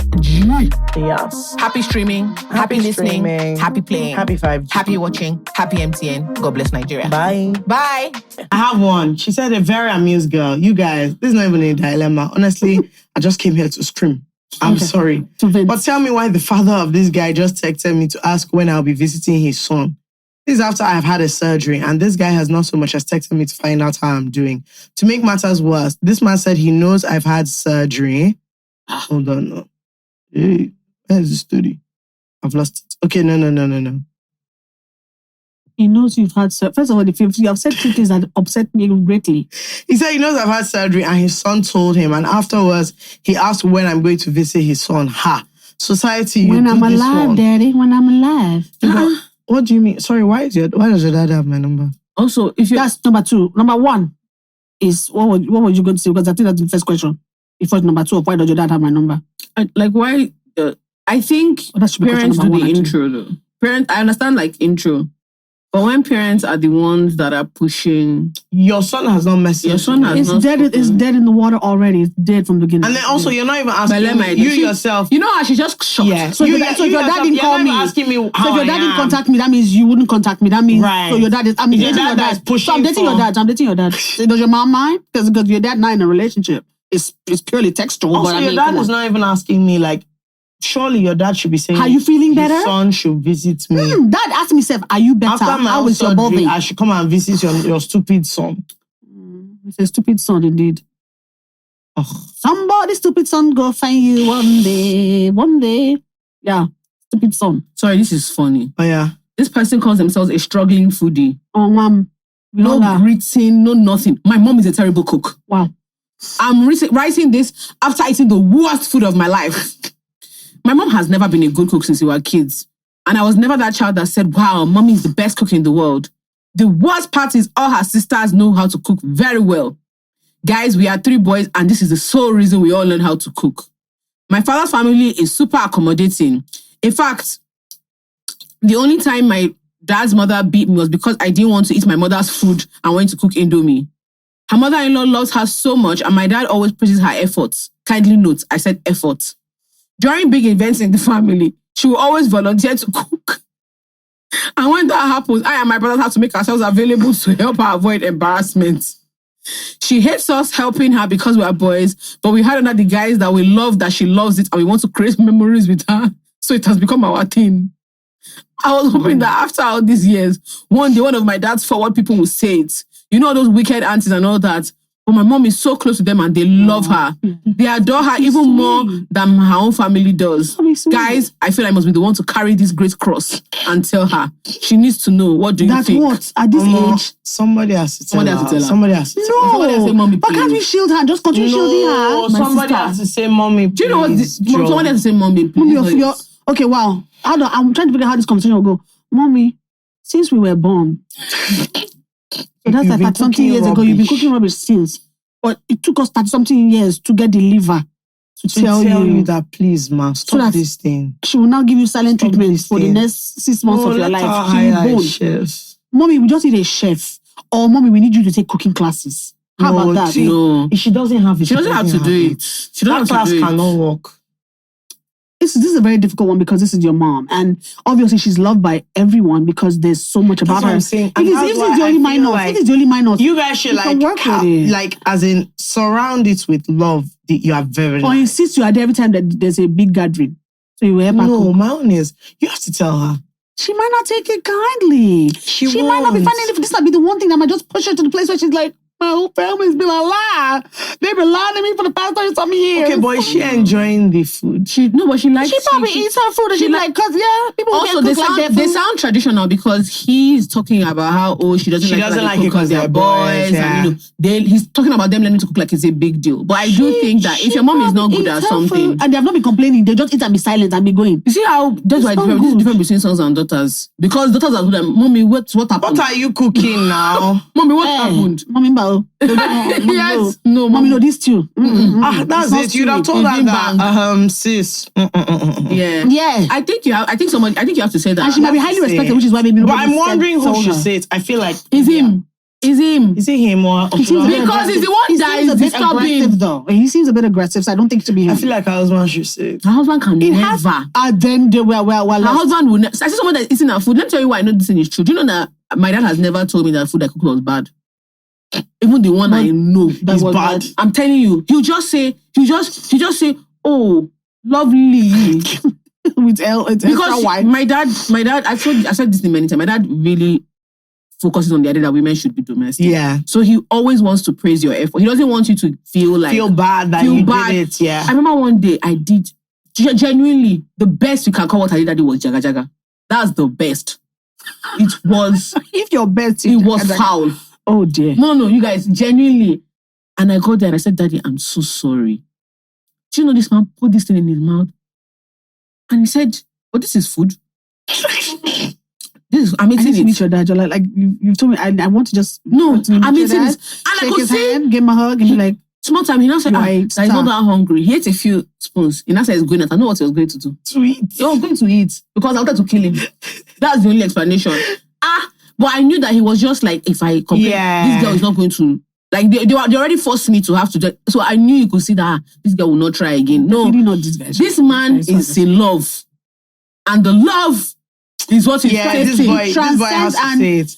I think this boy should say it. And the motion said, "But it's not that bad." I think you should say, but siblings will now say, "No, he has to also call in." But I think before you say it, run your words by. I'm telling you, or send it to us. Let he needs to rope in. Okay, maybe one of like her dad's family that she's also really close to as a backup. Who also say it in a nicer way that sis. It's true. Or it's not that it's bad. It's not just very good. So it's bad-ish. Like we just don't want you to stress yourself. Yeah, stop. You are too much effort. Going to waste, but don't do it again. Yeah. Give her a vacation, mommy. You're not allowed to take care of us. You've taken care of us for exactly. You are but the thing is, she wants to. No, we're hiring you a chef. You've tried, mom. We're hiring you a chef. I wish she was like me that did not want to. Then they won't have to beg her. You don't like cooking? No, I don't like it at all. Me neither. I feel like obviously, like first of all, as an adult, cut onions you just have to, know how to cook. I know how to cook. I know I cook because I just don't like it. Like you know how people find joy in cooking. I honestly just don't. I just think cooking and ironing. I just feel like it's not an enjoyable activity. It's just something you have to do because like life demands it. But apart from that, I don't find any joy in it. It brings me no pleasure. It brings me no pride. It just brings me nothing. There's no gratification I've ever had in like, whether it's nice or it's not nice. I actually don't even care, number one. Number two, I'm just not happy. I don't want to be here. And it's so funny that it's such an important thing to so many people that I'm like, okay, but I don't like it. And that's it. And it seems like a tiebreaker for a lot of like guys, like women who like you can't cook. Or you can't cook, eh? You don't cook. Because guys say, I mean, it's fine, I don't cook, but like once in a while I want to home cook me. And then you order it from the place. And whip it up. They say, and whip. I want my wife to whip up something for me. I can whip you up cake, cookies. I whip you up the batter, we bake it, it's cookies. We can whip you up cheesecake. We whip plenty to whip. But you see, say, I like fresh food. All this. Some of these men say they don't eat food. And you want Papa Lolo. Papa Lolo, we do caterer now. Papa Lolo, we can cook caterer. We just share 6 weeks of food. We do prep. Meal prep inside freezer. We want meat pie. But I cook, so I can. That one I can do. But so me and Papa Lolo can. I don't. But I will hire staff. Then on one weekend, I say, Papa Lolo, Saturday, come here again on my hand. Hello, on Saturday, I cook for us breakfast, lunch, and dinner. Then we go and just lie down and watch TV. Watch VHS. We just can reminisce on the old days. Yes. Okay. I love it. Should I do one about, this is interesting. An embarrassed friend. Hey, Jules and FK, love you on the podcast so much. My dilemma is someone thinks I'm a fool and the other thinks I'm probably obsessed with them. I've had this friend, let's call him Soji, for almost 3 years now. We've been cool and all. I love banter, so that's mostly what our conversations are about. I'm in my late 20s, Law. I'm actually turning 30 in November, and he's been in his 30s since we met. So I would always banter with him on an age and him being an old man whenever he posts his pictures or we go out. Sometimes I would ask him to send pictures or ask what he is wearing and then insult him about how he dresses as an old man. He's not my spec at all, baje, and he should know that because I talk about men to him. This part is very important for the story. Keep in mind, sometime earlier this year, a friend of his followed me on Instagram. And while we never really had a conversation and I'd never seen him on any of our outings, me and Soji's, that is, the whole time of our friendship, I just kept it cool.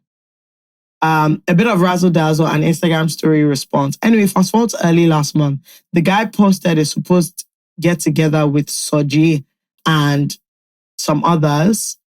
I think I missed something. Anyway, fast forward to early last month, the guy posted a supposed get-together with Soji and some others and posted a picture of Soji. In the mood of my banter, I took a screenshot of the picture and sent it to Soji with a comment on his height or something. Sharp banter. Soji replied that he was going to tell his friend to block me from his story. I noticed, I swear I didn't take it seriously. I think I even responded with, I'll block him too. And obviously wasn't going to and didn't because I felt it was all banter and dazzles. I'm so confused as to why he would do that. And worst thing now, maybe that guy now sees me as a foolish person and a stalker. I consider Soji a close friend of mine. We talk a lot. Still? Yes. And then she says, anyway, as I noticed that he blocked me, I unfollowed him and removed him from my following. My question is, do you think I should ask Soji about that? Because honestly, I don't think this friendship can fly and continue after this because of how I feel. I wonder if he thinks by send your pictures, let me see what you're wearing out means I like him or I'm obsessed with him. I'm so disgusted. Men are so weird. See me thinking I have you guys and fine boy Bolu's type of friendship, not knowing my own Bolu is a big fool. Please advise. I don't know. I think when you have like awkward interactions with people, it's really just if you can't clear it up, then because my own is like, why haven't you just asked Soji, guy? Why would you tell your friends to block me? Yeah. I just like what? How come that conversation? How did we get? So I want to know how did we get from banter to you actually telling your friends to block me? So I just thought it was like a joke. Like no. So she's like the guy blocked her. So she knows the guy. Yes, and Soji told the guy to block her. He blocked her. So obviously, I'm trying to figure out what is the guy's relationship with her. Is it through Soji? Yes. Oh, that is she met him because he's that one's friend. Oh, okay. Well, both of y'all should be blocked. I'm like, this is like I don't understand. Well, our relationship has transitioned into something else. Yeah, so I'm gonna block you. Like, so we're now acquaintances. Why? Like, what's that conversation supposed to be? Why did you tell your friend to block me? Why are we having a conversation about like, it? what's this entire thing? Like, clearly, like, what was going on? A boundary was either maybe that thing of where something happens and it kind of jolts you into being like, oh, so maybe that's what this is. Like, oh, I thought we were friends. Yeah, and now I realize that clearly. Soji maybe I know you. Yeah, because Soji it might have some started insecurities from her making fun of him about a picture. Oh, so you see, like I think Soji has some insecurities that it's probably projecting as well, and it looks like Soji. Yeah, and I think you should be direct enough to ask him what's up. How did we get here? You have insecurities. I told my friend who followed you on Instagram, you people are boundary to block you. I don't understand. Maybe he wanted to block her since. Maybe she's always making comments. We don't know. Maybe he thinks that thing she thinks is a joke. To him, maybe he's tolerating. Yes, and not. It's not joking. It's not joking. Or like it's just a weird. Or maybe the friend took something he said as a joke. Or he's weird. Or he's just weird guy. Yeah. Because I'm like, why did Soji block her then? Do you get? It's okay, so let me do you the favor and block. Let's have block Soji. So Soji be like, you block me. Yup.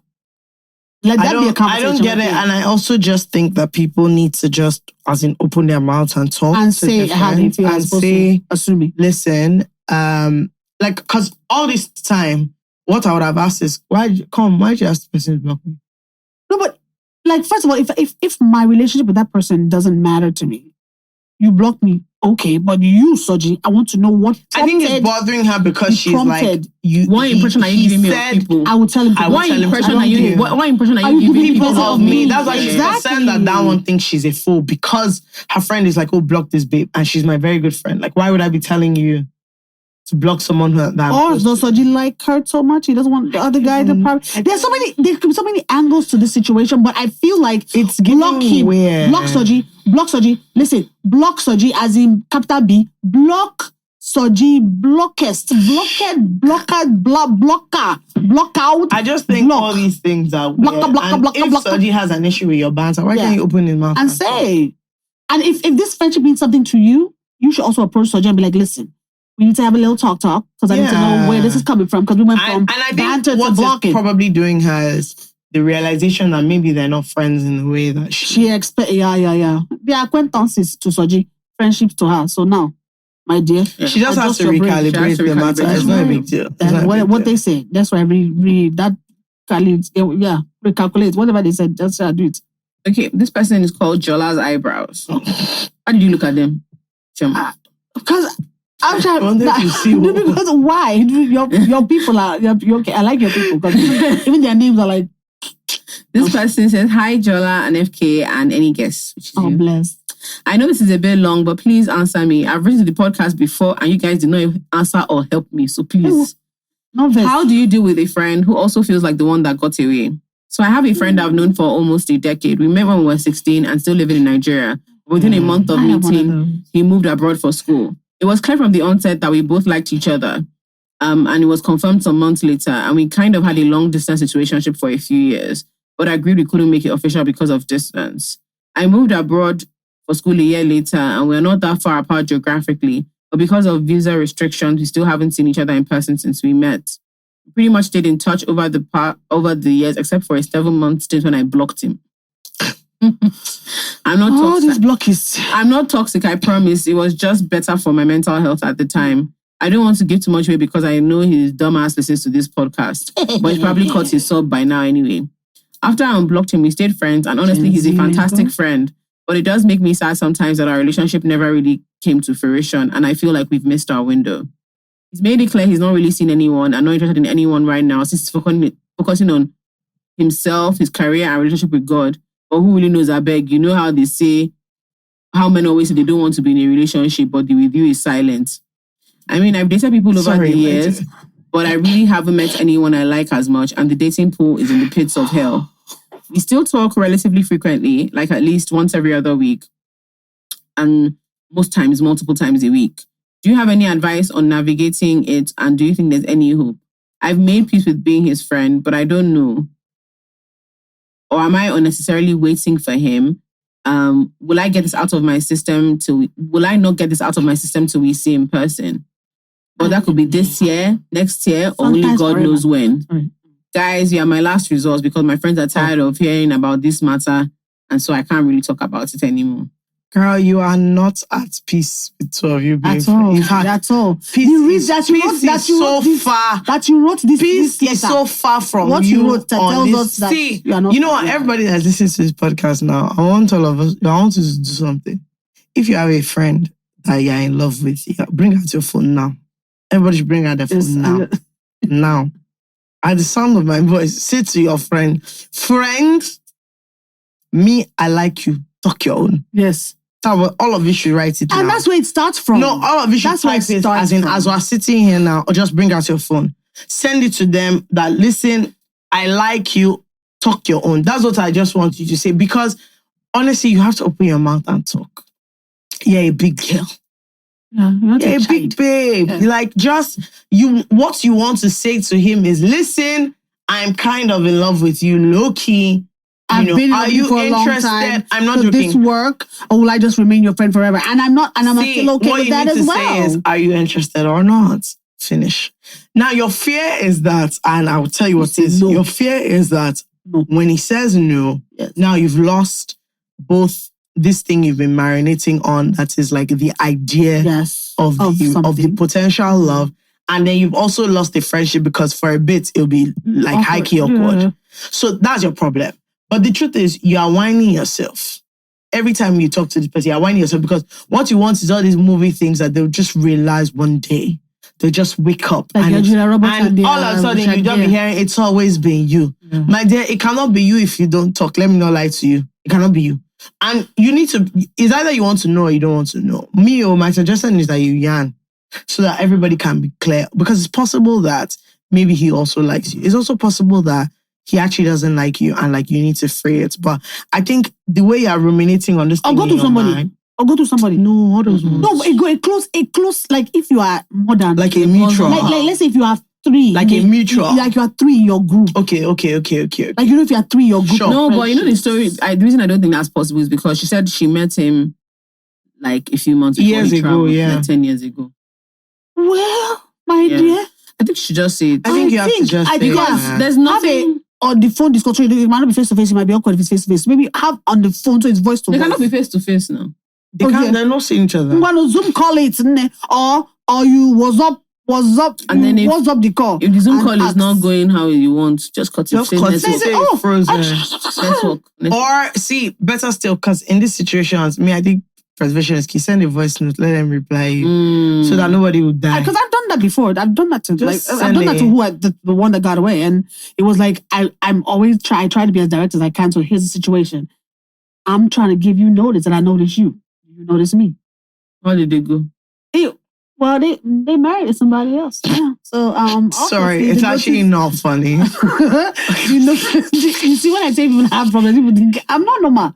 So he was like, oh, that's so sweet. Hey! And it was so awkward for a minute. It was awkward. Let me not lie. I can die. I died for like 2 weeks. Then, yeah. But that's like 2 weeks. Then I was inside my shell, under my comforter. Oh my God, he thinks I'm an idiot. But I was like, I had to ask him for something, so I had to. I had to. Like, hey, so in your mind, you are dying. My soul was squeezing like this. And that's how we sort of like transition into friendship. We disawkwarded like actual friendship. I'm so happy I'm not in love with any of my friends because I won't be able to. I won't be able to cope. I can't be in. Hey, you not tell me. Love. So I just that kind of. But love if you, I think if the person's especially because the love is like it's right there, your friend. So like if you actually really like them, it's highly somehow. I'm always been the people that I always they never seem to like my spec. My besties never like my spec, so that saves me. Yeah. So I can just be using in my mind's eye or just maybe the guy of my dreams. I'm about most of my actual friends, I just don't see them in that way, and so like there's nothing. I don't even. You are a brother to me. See, loneliness will make you see things. You are a bro to me. And I know. You can be a bro. You can be my girl. Like this threshold. It's up to you. I want us to end with this serious one. Okay, there was one I wanted to do. Is it? We'll do it first. Which one? Okay. Less serious because Jola was end with a serious one. So if yours is not that serious, then let's go. No, it is because it's okay. Yeah, here we go. Then did you do this before?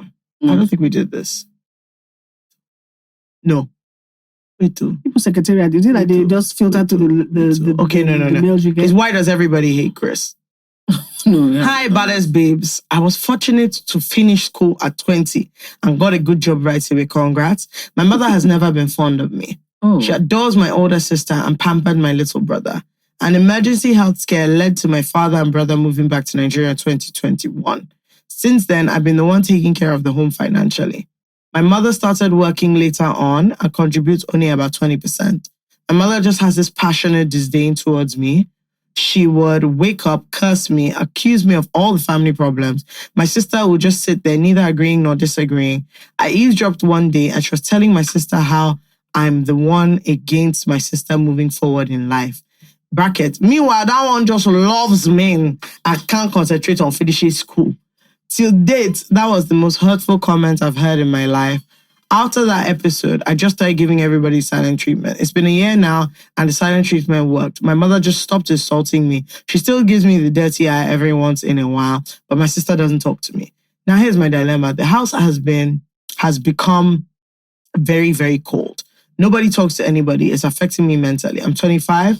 I would love to go and rent an apartment, but my mother and sister cannot afford to pay rent.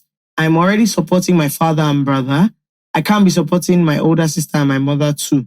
It makes me feel bad. But on the other hand, I know 1000% if the case was reversed, they wouldn't care about me. So should I move out and let them figure it out or be a good daughter at the detriment of my health?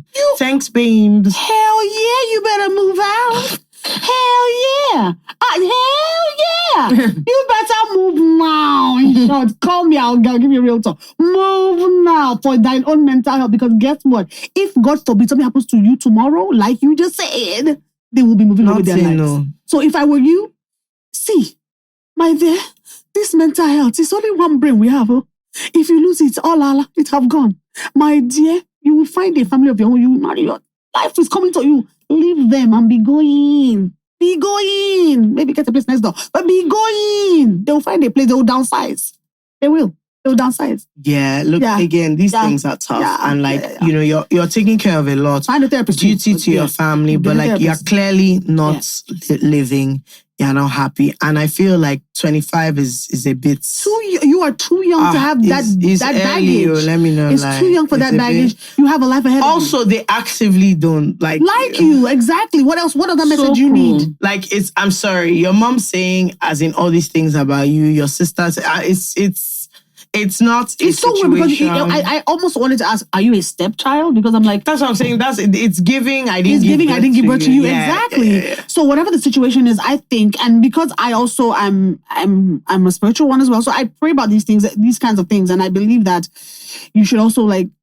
If you're one of those kinds of people, pray about it and see what God, where God directs you. But I say just by mindset alone, to keep your mind intact, get a therapist and move out. It's not a good situation. It's not. It's toxic. I feel like if it's possible for you to move out and still keep up some of your duty to them in terms of you're taking care of your father and brother who are the health. You've already tried. Whatever. You're honestly doing the best you can. Your mom and your sister should be up and doing. No. Let them rise up. Let them do something. Honestly, she has to for yourself because she has to because like you're living with people who don't like you. Yeah, but you're paying their bills. That's what I'm saying. You're persona non grata, but you are persona unpayer. Like your money is okay for them. Yes, but your love, but your heart is not. And it's happened for such a long time. So how it's been stewed in that nonsense and in that toxicity and that grime and hate for so long. I don't know. So I think it's time for you a new chapter with love in your life and just find it elsewhere. And I think you should move. They will downsize and they will be okay. So that I know that if I'm cutting you off completely. Not, I'm paying for you, but you don't like me. Why? How comes about of that? No, please. Next. Hello? Yeah. Okay. Oh, you'll be all right. I think you'll be all right. Sorry, dear. They love you. We love you. You'll be all right. You'll be fine. Okay? This person is Sophie's choice. That's her name? That's the... Oh, okay. That's the dilemma. Hello to the bounce. How's the community today? I know I'm really not meant to use my real name, but I thought it was funny and I needed a laugh. So no one I'm speaking of is a listener. I started listening to the podcast during COVID when I wanted something to connect me to my Nigerian roots, and I love it. My dad is English and my birth mom is Nigeria. When they were first married, my father's relatives treated my mother so shabbily with heavy racist overtones that she left me and my dad behind. My dad remarried an Indian woman and she's been an absolute angel. She pretty much adopted me as a daughter and even pushed for some healing between my mother and father's relatives. She pushed for my mother to be in my life, although I've only seen her a handful of times and we usually just text or message. Unfortunately, my father passed away in July, and to my surprise, he left me half of his estate and my stepbrother the other half. I'm surprised because my father and I weren't close at all. And sometimes I felt like he only tolerated me and was a lot more fond of my stepbrother. Anyway, this is held in trust for me till I turned 20. And I just turned 17. My stepbrother is 12 and my stepmother is managing his half. The issue now is my mother has come from Nigeria and wants to take custody of me and take me to Nigeria. But my stepmother really doesn't think this is wise. She thinks given that I'm going to university in England and my life is here, I have no business going back to Nigeria. But my mother thinks I should come and she'll be my legal guardian. They want to let me choose, but I don't know I don't know what is wise, as I can go either way. And I don't want to hurt either of their feelings. Please help. Okay. I don't want to say. I want to say. Say it. Well, how can you say I don't want to say? Your mom is a criminal. Your mother from Nigeria. That's better than what I was going to say. No, she's a criminal. That's better than what I was going to say. Because let's be serious. We were joking before. If there was no money, will she come? She will appear.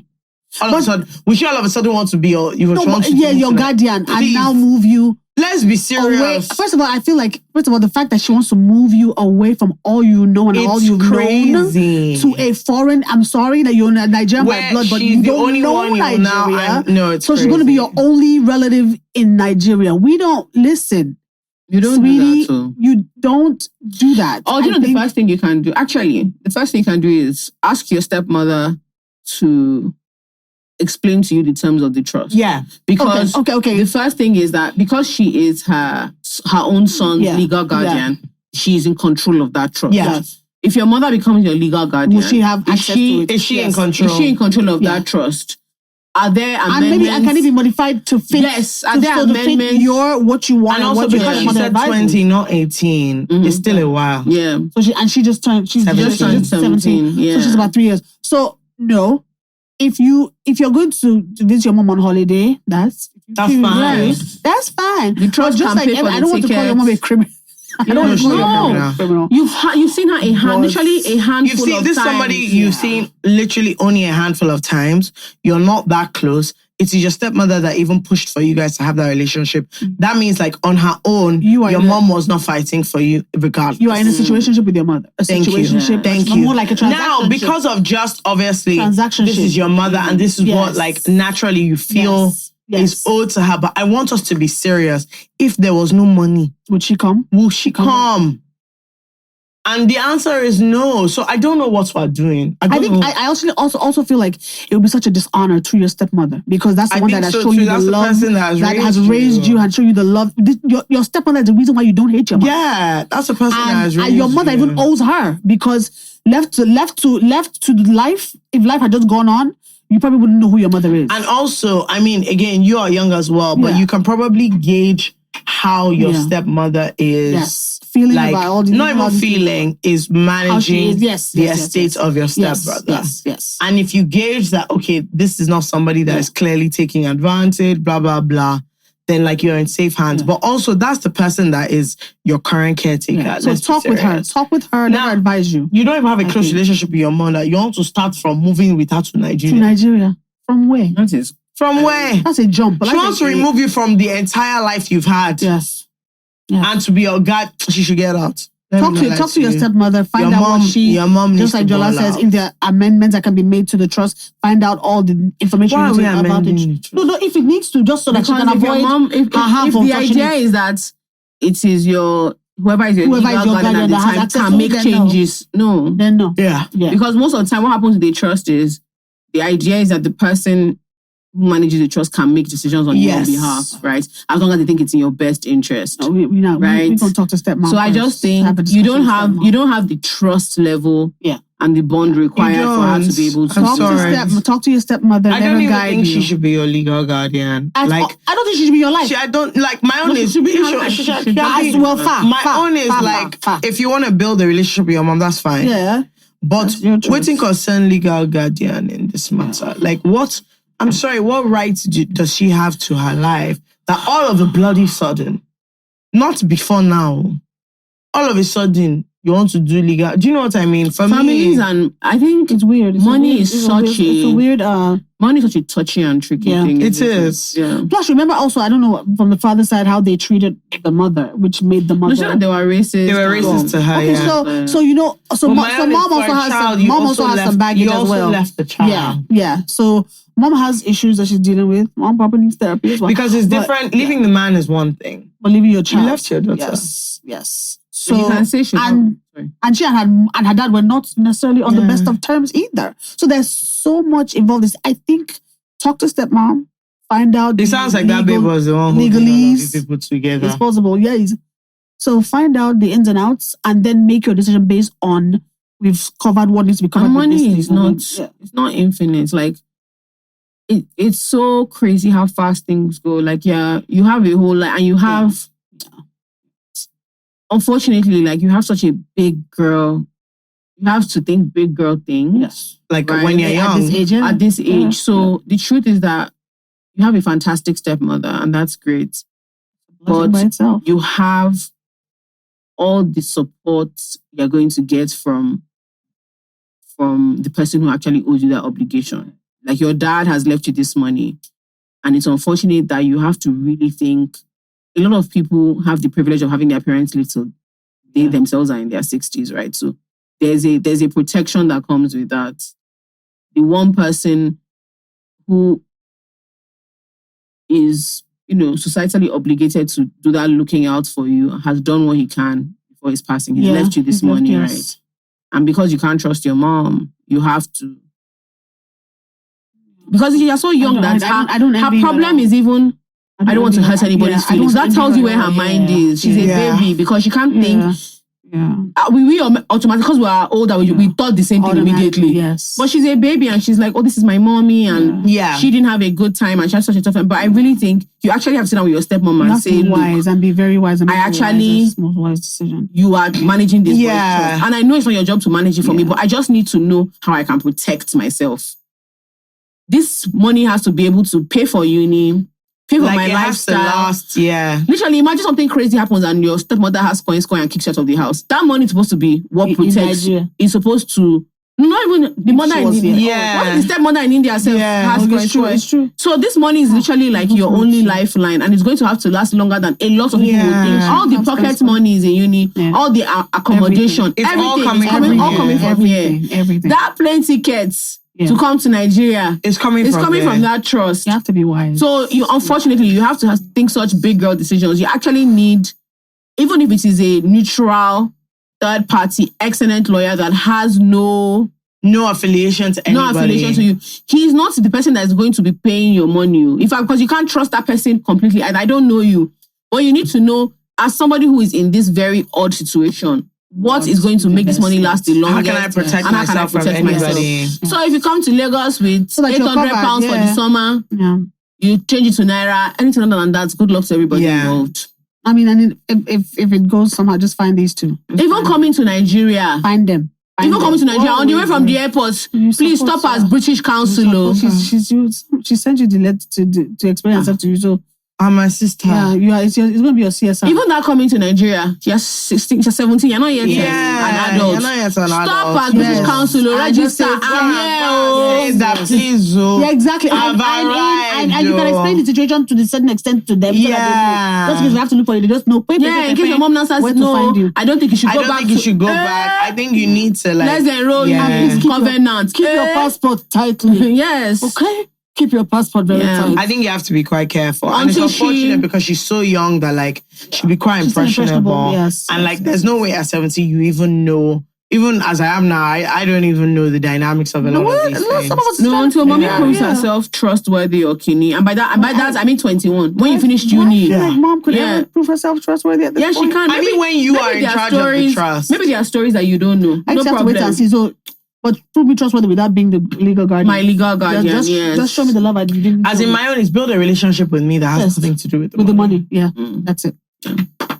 Is there anything you want to talk about? Well, it's, I've been on this thing about, because I just recently moved house. Yeah. So, you told me. Yeah, finally moved house. I mean, I want to just line up a lot of Lagos landlords and just flog everybody 12 on their bum.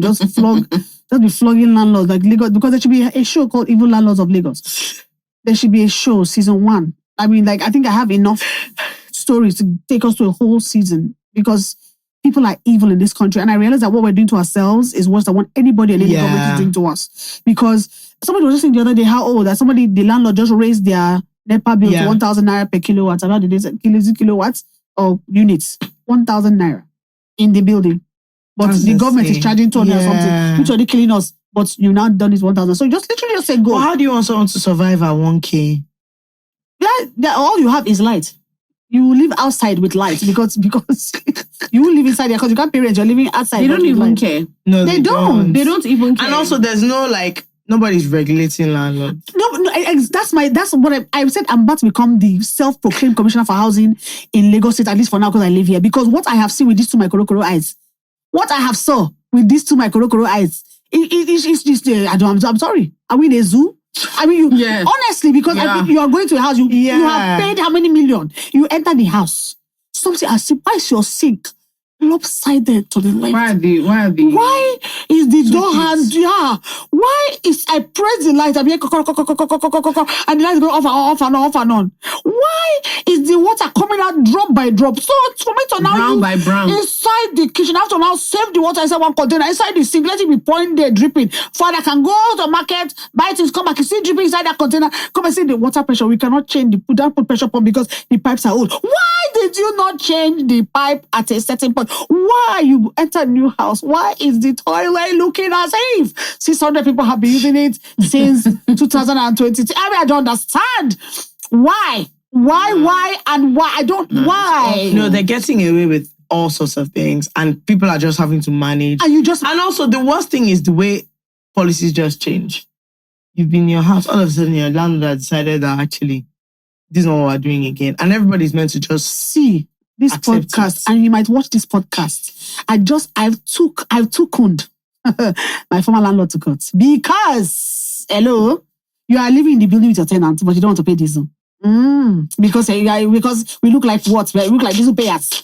You are using us to pay your diesel. I don't understand. But you are the one that own the gen, or you own it anytime you want. The housing shortage means that people can take so much advantage. So much advantage. Like so much advantage. Why do we do that? I don't understand. And I mean, it's like we're the ones crying about the Nigeria we want, but we are the Nigeria we have, and this is the Nigeria we deserve because we are the Nigeria. Yeah, especially recently with all landlords just like arbitrarily increasing their rent. So there's nobody that governs them. And I don't think so. So Commission of Housing, I don't know what they do. They don't because I need to. What is their job description? Because at this point, I videotape. In this new place I just entered. Yeah. Look. I'm going to become a handywoman because I'm now a carpenter, plumber. I'm going to become. You have to now, and the problem is you have to do so much just for your peace of mind. Paint over everything. You just come, they paint. Oh, we painted. Wood is dying. The termites have inside the wood, but you painted it, so it looks okay in your eyes. But the wood is coming out per day. You are seeing it in your chest, in your mind.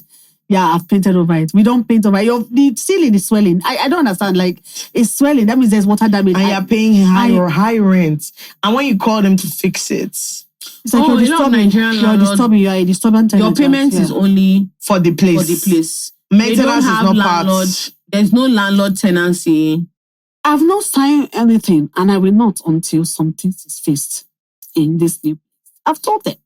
I said, why am I opening my toilet door into the sink? The door hit the sink. So I opened the door. And I happen to be a plus size. I have to squeeze into my own toilet. Why must I squeeze?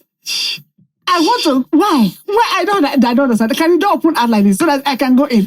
Small thing. Just a lack of thought. It's weird. I think one of the things that's just really, really rough is the lack of care. No duty of care. Of anything. We don't treat each other maintenance culture, nothing. And no consideration of just like, okay, but you actually want to make money from this place where you're killing everybody here. I don't understand the concept. And I feel like a lot of them just feel like, well, somebody will pay. And somebody does pay. Somebody does pay. Like, because a lot of people are thinking, well, I was suffering worse over here. So now this is better, even though this is bad, but thank you. This is better than where I was. Exactly. Because and when I think about people like us who live on this side and in our own houses, wherever it may be, you have your own house or you bought your own house or you built your own house. And then you now look at people who are working for you or coming from far away. I know someone who like, the flooding that happens during the rainy season every year, like it is so bad in her house that her child is so young, she has to be carried on back to walk out of the house. And she said one time husband, they slept in flooded, like the cushion bed, everything was flooded, but they slept there and they all fell ill. So when I called her one time, they were all in hospital because they were all ill at the same time. Because she said, but auntie, this is what happens every year. Yeah. So she'd rather just come here and live so she's moved and she's living in a non-completed but completed-ish house, but it was better than where she was before. And this is somebody who's the breadwinner of the whole family.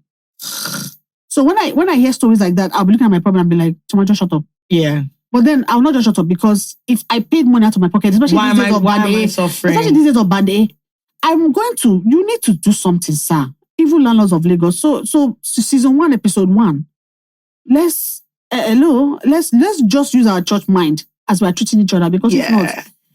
Even some of the things where you see like, because they know you're so desperate as well. It's like, you say, agency fee, legal. This one, they just pack all these things together and it's like this. Even the agents that is helping you, do you know that sometimes the housing people don't give them that money? Yeah. They're the ones they are all up and down the road looking for a house for you. Then the person that owns the house will now collect half of that money.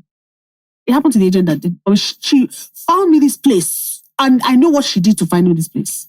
She now said, They said I should return what you sent me or that they are taking half of it. Yeah, so they gave her half. So I gave her a little extra because she was kind enough to help me. I said, oh, so yeah. And meanwhile, you sat down, crossed your leg. Agent did up and down for you. Anyway, some of these agents are not agents, but agents have agents. There's agents. That's the problem. There are so many people in the middle. My own is, I just don't understand because it feels like you can make any decision you want just because you're a landlord. Yes. If I want to double my rent, you can. Even some of the stuff. If I decide I'm not turning on the gent, you see. Yeah.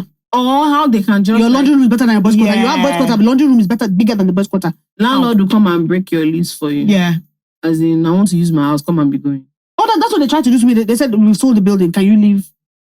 So I said, no, with capital N. I will stay until my lease is up. I will stay until my lease is up. I will stay. They said, we can give you back. I said, no, I will be staying until my lease is up. Because when you think about the fact that you paid 6 million 1 year, the next year is 12 million. Wow. Just for rent. Then 3 million service charge. Meanwhile, but there's band A, but there's service charge, and there's diesel deposit, but there's band A as well. So somebody's just doing what they want to do because they can. Yeah, and all these things, you're like, okay, how did you calculate this? How are you people calculating this? Service charge. Service charge. What the heck? This service charge. It includes the security man pay, water. Meanwhile, they're paying security man 50K. Or 30 in some places. So I'm like, or okay, less. All of us are paying 100 or something K. How much are you paying all this security? Like you said, somebody will come and pay for it. You will leave, somebody will come and pay for it. Landscaping. I say, is it this grass? Yeah. Is it this gutter that you're not cleaning, that you're not washing that you're well? Talking about what service is that? Exactly. Yeah, or like security guards. Yes. Don't. They even have extra works. Yeah. Security. Where I lived, we had 3 security guards, but they robbed us like 3 times. They've come to the company like 3 times. They came to steal inside the house 3 times. With the 3 security guards sleeping when they were robbing. So they took the battery of the gen out. Then the second time they took people's windshield, people's side mirror from their cars. Wait, they stole the battery of people's of the gen and went over the mango tree, over the fence. And there are 3 security. 3 of them sleeping. All on sleep. Now they just spread them across the compound. All sleep on the other side. Sleep that side. You sleep here. You front. So they're all sleeping.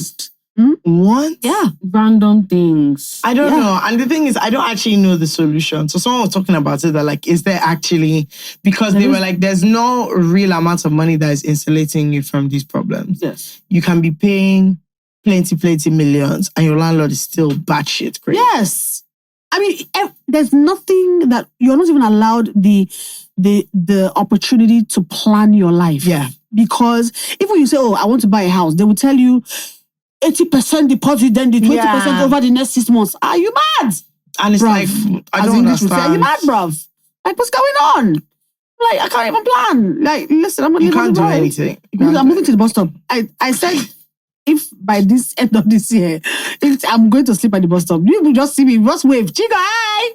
I'm at the bus stop, the next bus. Me and Korokwe will be, because I don't know. I think it's just... I move back to my village. At least my father's house there. I can stay there. I go to the east. I will just move to Abia State and just live there. At least my father... I'll buy one small gen. You tell your governor is working, so... I don't know if it's in Umaya, but I'll be on village. I will just be in the village house there. This is my country home. I'm calling my country home. I'll sit outside on one nice plastic chair. With Papa Lolo. I have to stay in Lagos because Papa Lolo might be looking for me. I'm still available, Papa Lolo. Chiokwamu, find me, please. Hello. You like this, my Afro week? I have many others. I can be who you want me to be, okay? Anyone you want, I can be. Oh God, no. I don't know. I just feel like, and there's just no law. I don't know what, exactly. Like, I don't know That's who's the issue. in charge. There's no law, no I don't know who's in charge. There's no consequence. Yeah, no penalties for nothing. So you just... Like, I've heard the wildest increases, and I'm like... And no conscience.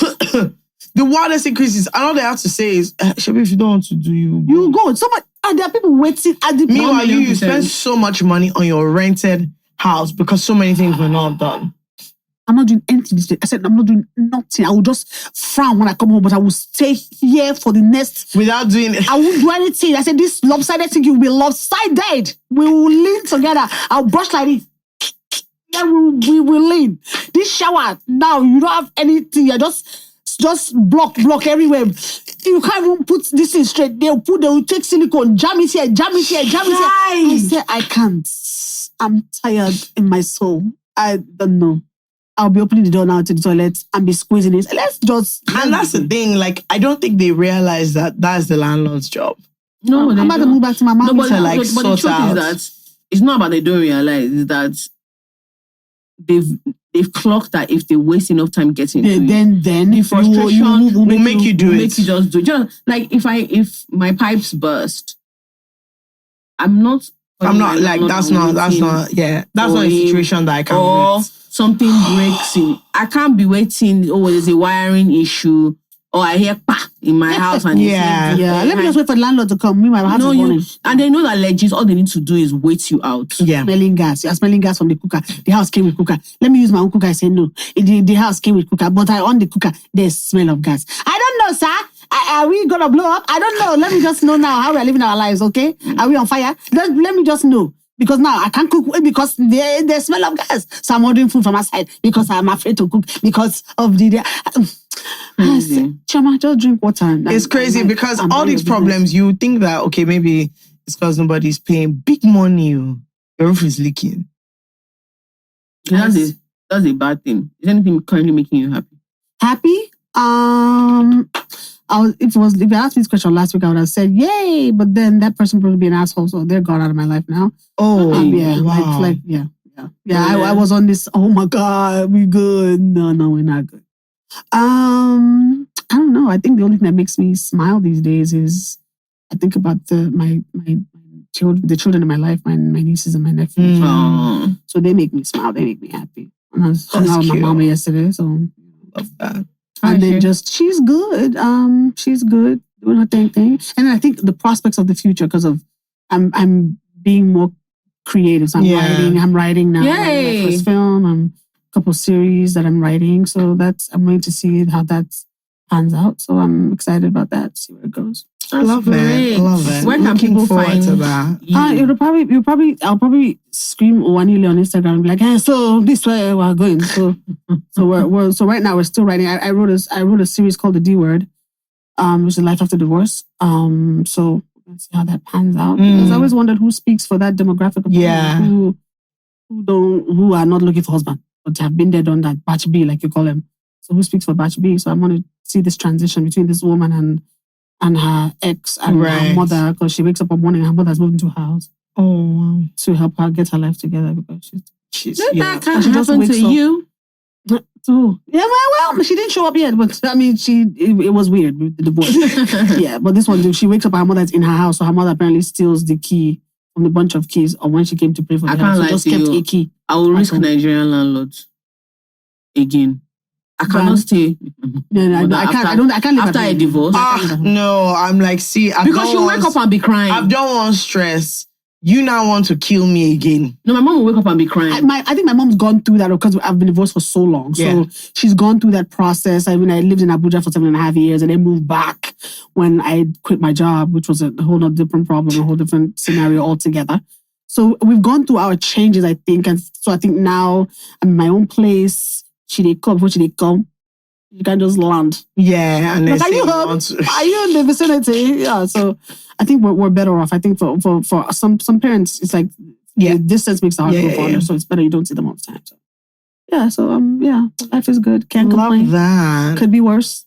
Oh, thank you so much for coming. It was my pleasure. Yeah, it was my pleasure. But I mean, this is good. Did you have fun? I did. I had I think it helped me get some things off my chest. Yeah, I think it's an enjoyable time. Agony auntie, I think we might explore this. You should. You're very good at it. We will try our best. You should. We will try. It's cute.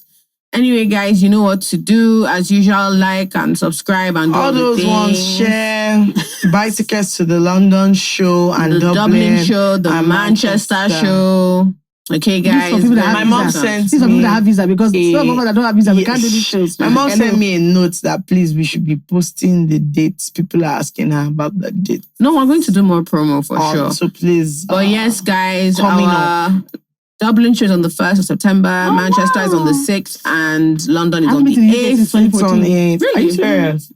I've been in the UK since 2014, since my TED Talk. Oh, wow. Since my TED Talk, 2014. I love that place. So so it's been... That's my favorite. About 10 years now. That's my favorite. And people want me to come. A lot of my friends live there now. Yeah. It's great. So there's a campaign, Get Chichi to London. I think you should. I think you should do it. I hear so much about it. London is my favorite place. Really? Yeah. I'm such a fab. America is the way I know. Okay, yeah. So hence, I used to live there. No, I don't again, even really like America as a concept, actually. I hear that the UK is expensive. I'm not sure. It is. Okay. So enjoy. That's why we go to Walmart and Target. If it's prime enjoyment, you spend. And I don't have prime enjoyment. No, all I need is just show me one McDonald's down the road. Good. Is there post office there? Yes. Where I need to Primark. Yeah. Because the cheaper the better. I don't go to expensive shop. Mm-hmm. Like the cheapest is best for me. So the cheapest down the street. I like enjoyment too much. I don't know, dazzle you with ways to finish your money. No, I don't have money, so there's nothing to finish. We're barely thinking as it is, so let's just, So please, you people should, do the need for buy the tickets. Let's run it. Yes. All right, guys. See you soon. ISWIS. That's my new acronym. ISWIS. Bye. So bye. Bye. Hello, boys and girls. No hello. Okay. No hello for them. Okay. This is not for boys and girls only. Boys and girls. I want to ask you a simple question. Very simple. Why are 40-something% of you that watch this thing not subscribed? Very good. Is it fair? Very good. Is it other good? People's channels that you don't listen to every week, you subscribe to them. Free Look at what we content. do for you. Do you pay? You come here, we make fools of ourselves every week. Having a great time. Subscribe early. I don't understand it. Why would you do that? Is it right? No. In case you don't know, no. It's not right. Okay? So now, you see that button. Nobody will beat you. Okay, do you know what? You can even cover. Do it in a shy, do it in a shy mysterious way. So nobody will. Just, oh my God. Click on the subscribe. Oh my God. That's all. God bless you. Thank you so much. Thank you. Bye. Bye.